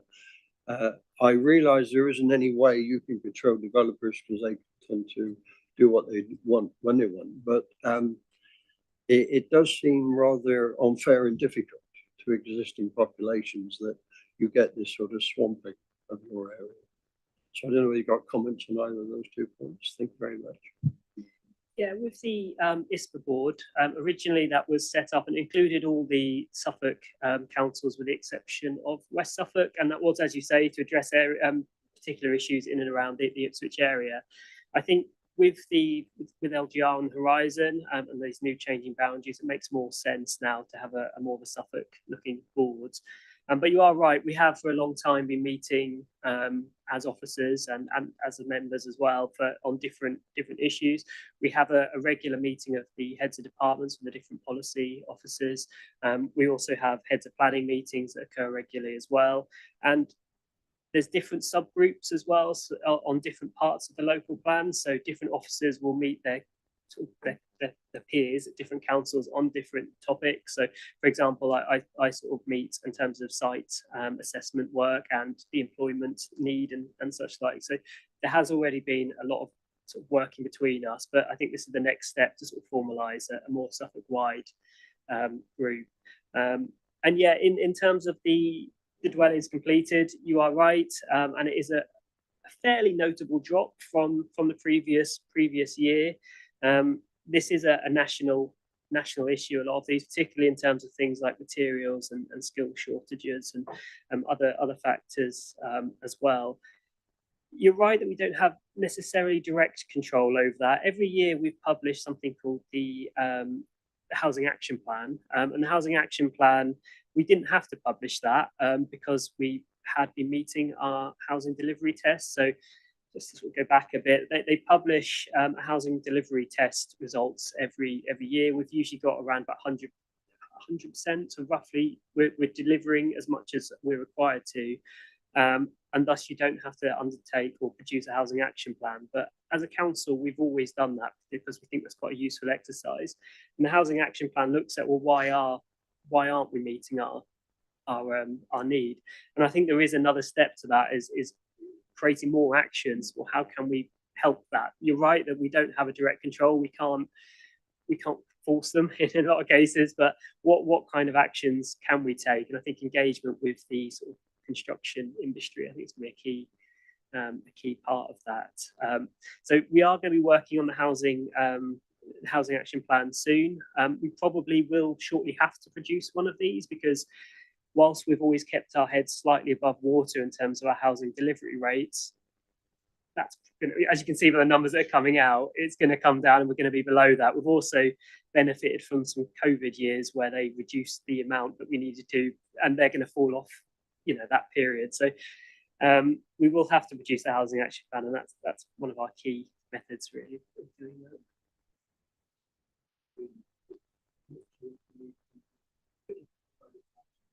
That'd be nice. Yeah, it'd be good.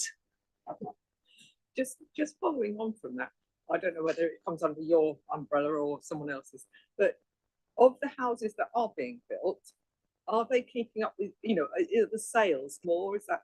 Anecdotally, I think that's the case. I haven't got any sort of evidence to back that up, but yeah, from what I've heard from and understood that there are a lot of homes that they are struggling to sell now. And I think you can probably see from the sort of recent two presentations that applications are coming in, but actually getting the houses built on the ground is slow. Anyone else got any questions for Jason? I think we're probably meant to have questions and then just debate. Okay, propose and second, and then a debate if you would like. Yeah, I'll no more questions. I'll propose that we accept the report. Councillor Fitches, thank you. Any debate on the report or further? No, in which case we'll take a vote, please. All those in favour of accepting the report. Thank you very much. That's unanimous. Sorry about 1 minute to spare. Oh no, because we didn't start until nearly 10 minutes past. So we have now concluded the business on the agenda. I'd like to thank everyone who has attended and participated today. I will ask the meeting host to end the live feed in the room, keep microphones muted until the meeting host has confirmed the feed has ceased. Thank you.